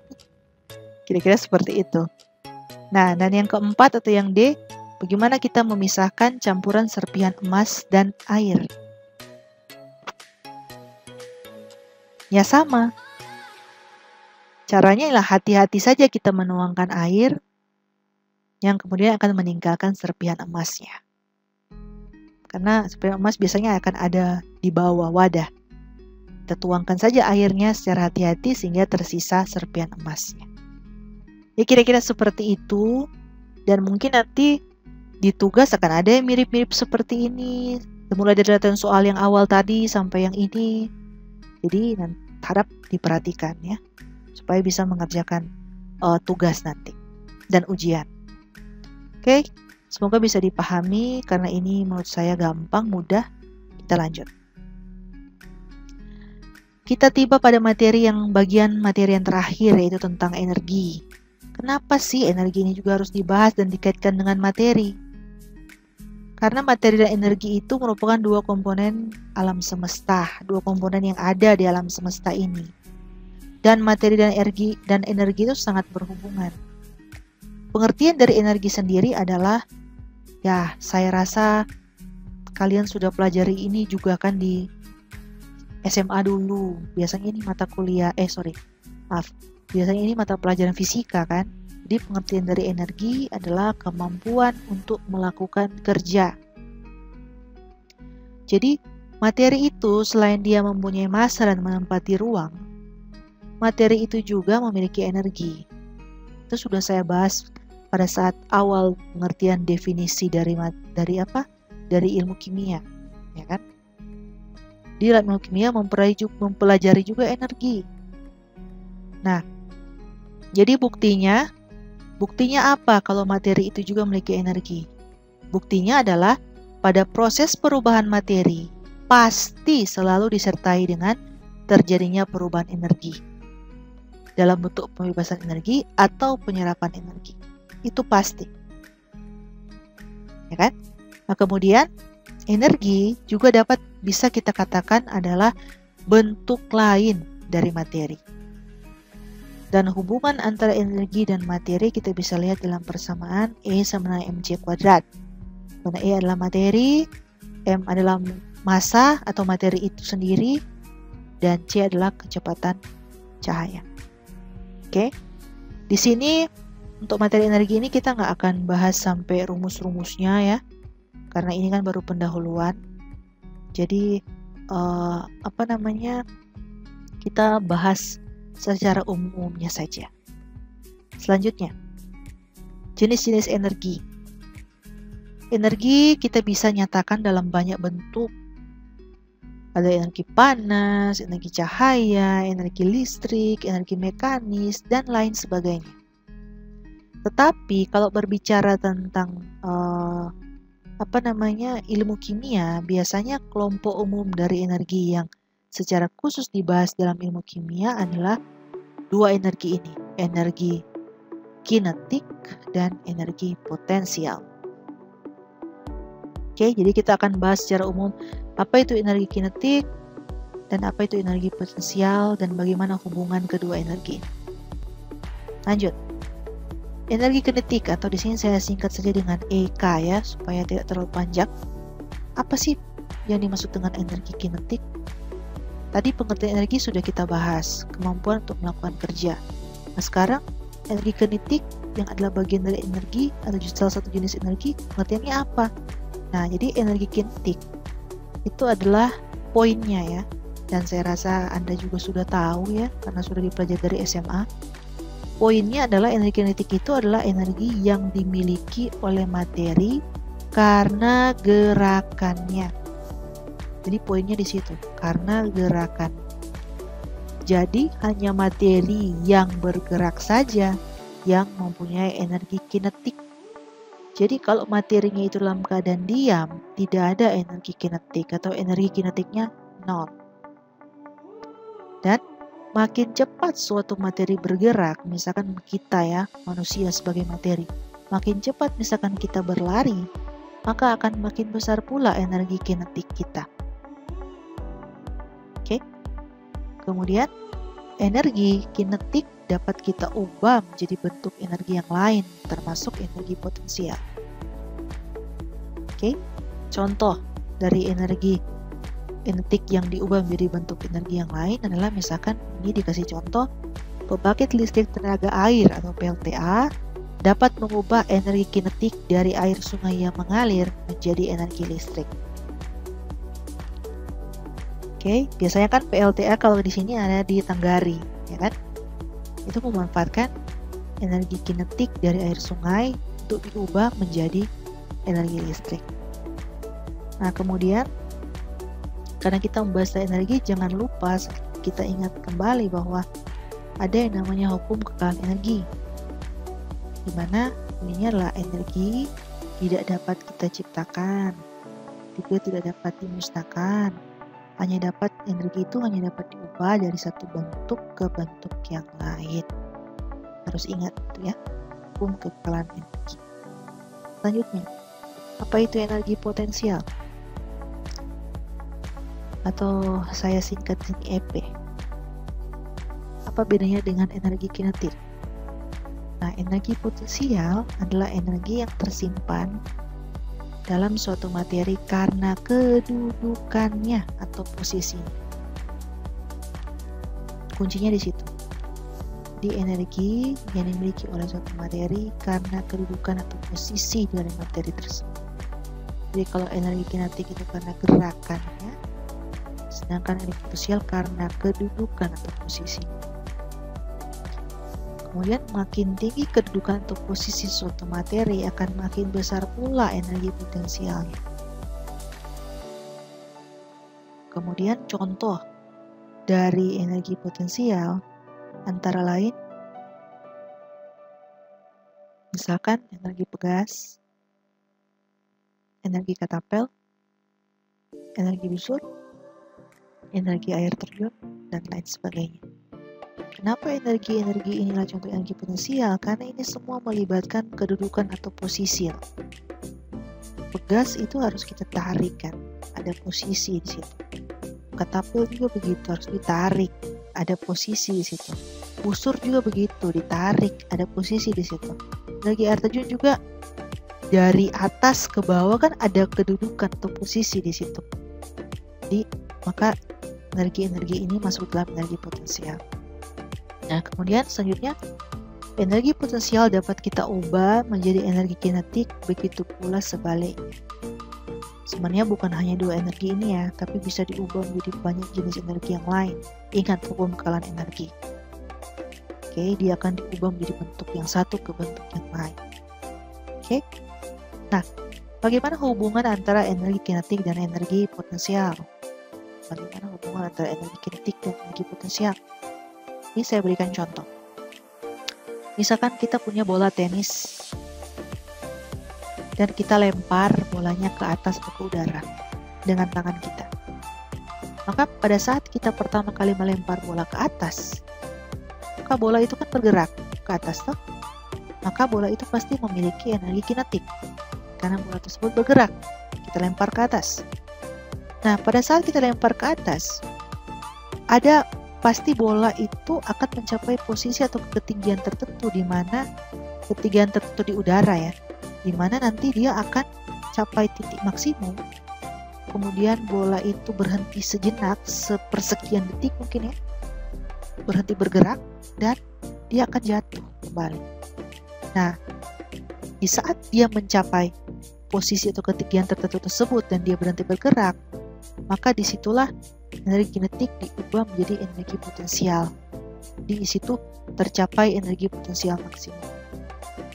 Kemudian ketika bola itu jatuh lagi, bergerak jatuh ke bawah, maka energi potensial akan diubah kembali menjadi energi kinetik. Oke, karena bola itu kembali bergerak, jatuh ke bawah. Jadi kira-kira gambarannya seperti ini. Ketika dari sini kita lempar ke atas, keadaannya adalah energi potensialnya yang minimum, tapi energi kinetiknya masih maksimum, dia bergerak. Kemudian nanti akan mencapai ketinggian paling maksimum, berhenti sejenak, kemudian dia akan jatuh. Disitulah akan terbentuk energi potensialnya maksimum, tapi energi kinetiknya yang minimum. Ketika dia ke bawah lagi, energi potensialnya yang diubah menjadi energi kinetik karena bolanya bergerak lagi. Nah, ketika bola ini menyentuh tanah dan berhenti, maka energi kinetiknya menjadi 0 karena benda bolanya sudah tidak bergerak, dan energi potensial juga 0 karena dia tidak berada dalam posisi atau kedudukan tertentu, ada di tanah. Tapi perlu dicatat, bukan berarti ketika energi kinetiknya sudah 0 karena bolanya berhenti bergerak, terus energinya hilang. Ingat ya, hukum kekalahan energi. Energi itu tidak dapat diciptakan maupun dimusnahkan, hanya dapat diubah satu bentuk ke bentuk yang lain. Jadi mungkin saja dia walaupun kita tidak saksikan secara langsung, dia diubah dalam bentuk energi yang lain. Intinya energi itu tidak akan mungkin hilang seperti itu. Oke, jadi bisa saja pada saat bola menumbuk tanah, dia mentransfer energinya ke debu yang ada di tanah, ya kan? Diubah menjadi energi ketika terjadi gesekan, diubah menjadi energi panas, atau ketika dia menumbuk tanah, dia bunyi kan, jadi energi bunyi dan lain sebagainya. Jadi kira-kira intinya walaupun kita tidak saksikan itu secara langsung, tapi seperti layaknya siklus, energi itu tidak akan pernah hilang, tapi akan selalu diubah menjadi bentuk energi yang lain. Kira-kira seperti itu. Nah, sudah selesai pembahasan saya kali ini untuk materi pengenalan ilmu kimia bagian yang pertama. Kita sudah membahas begitu banyak hal, ada 7 bagian yang kita bahas. Mulai dari ilmu kimia, kemudian apa itu materi, bagaimana wujud materi, bagaimana sifat materi, perubahan materi, klasifikasi materi, sampai kepada membahas tentang energi. Nah, di akhir slide ini saya memberikan tugas untuk dikerjakan oleh adik-adik mahasiswa prodi pendidikan fisika. Ya, di sini ada 7 soal. Ya, ini ada tugas 7 nomor. Dan harap untuk dikerjakan. Bukan diharapkan ya, diwajibkan untuk dikerjakan. Jadi nanti video ini kalian bisa pause untuk bisa membaca soal-soalnya mulai dari nomor 1 sampai nomor 7. Jadi kan ini saya menunjukkan secara cepat saja kan. Jadi Anda mungkin bisa pause untuk bisa membaca soalnya dengan lebih jelas. Intinya ada 7 soal untuk dikerjakan, dan instruksinya adalah ini ada di slide paling akhir. Jadi saya meminta Anda semua, para mahasiswa baru prodi pendidikan fisika, kerjakanlah tugas ini dalam bentuk file Word, ya, dokumen, dengan cara mengetikkan kembali soal-soalnya. Caranya Anda bisa pause videonya supaya bisa terbaca soalnya ya. Setelah ketik soalnya tentu disertai dengan jawabannya. Kemudian kirim atau upload tugas dalam bentuk file Word tersebut ke dalam Google Drive atau Drive Google dengan alamat seperti ini, ya, di bit.ly/kumpul tugas Kimdas. Ya, Anda tinggal copy saja ini ke browser, nanti langsung bisa terbuka. Setelah sudah masuk Drive, ya tinggal di-upload. Klik kanan, terus pilih upload file. Kemudian ketika sudah selesai buat tugas, jangan lupa namakan file Word Anda dengan format nama lengkap, garis bawah NIM, garis bawah prodi, garis bawah tugas Kimdas 1. Jika masih ada yang belum ada NIM, ketikkan saja 00 sebagai NIM-nya. Oke. Kemudian jangan lupa pula di dalam file Word-nya ketikkan juga informasi nama Anda, NIM, prodi, dan hari strip tanggal pengerjaan tugas supaya Cik tidak bingung saat memeriksa tugas kalian ini. Kemudian tugas kalian akan dikirimkan atau diupload dalam Google Drive dengan alamat ini paling lambat H+3 setelah tugas saya berikan. Oke. Nah, kemudian setelah Anda menonton video pembelajaran ini akan saya bagikan. Silakan kalian mengisi daftar hadir pada alamat ini. Oke, mungkin bisa diketikkan lagi atau nanti saya juga akan ketikkan di deskripsi supaya tinggal diklik. Dan link ini hanya akan aktif 1x24 jam setelah video pembelajaran ini saya bagikan kepada kalian semua. Mungkin itu pemberitahuan dari saya. Atas perhatiannya diucapkan terima kasih. Semoga pembahasan video ini bermanfaat.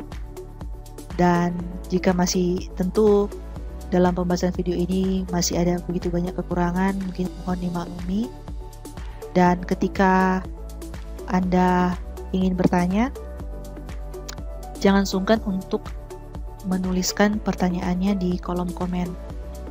Jika saya sempat, saya akan mencoba membalas menjawab setiap pertanyaan-pertanyaan yang diajukan jika ada. Tapi jika sudah jelas, ya tidak perlu bertanya. Kan ya. Dan jangan lupa ya, tugasnya dikumpul, jangan sampai terlambat. Semoga materi ini bisa dipahami dan semoga tugasnya bisa dikerjakan dengan baik dan mendapatkan nilai yang baik pula. Oke, cukup sekian video dari saya. Sampai jumpa di pertemuan-pertemuan selanjutnya. Terima kasih.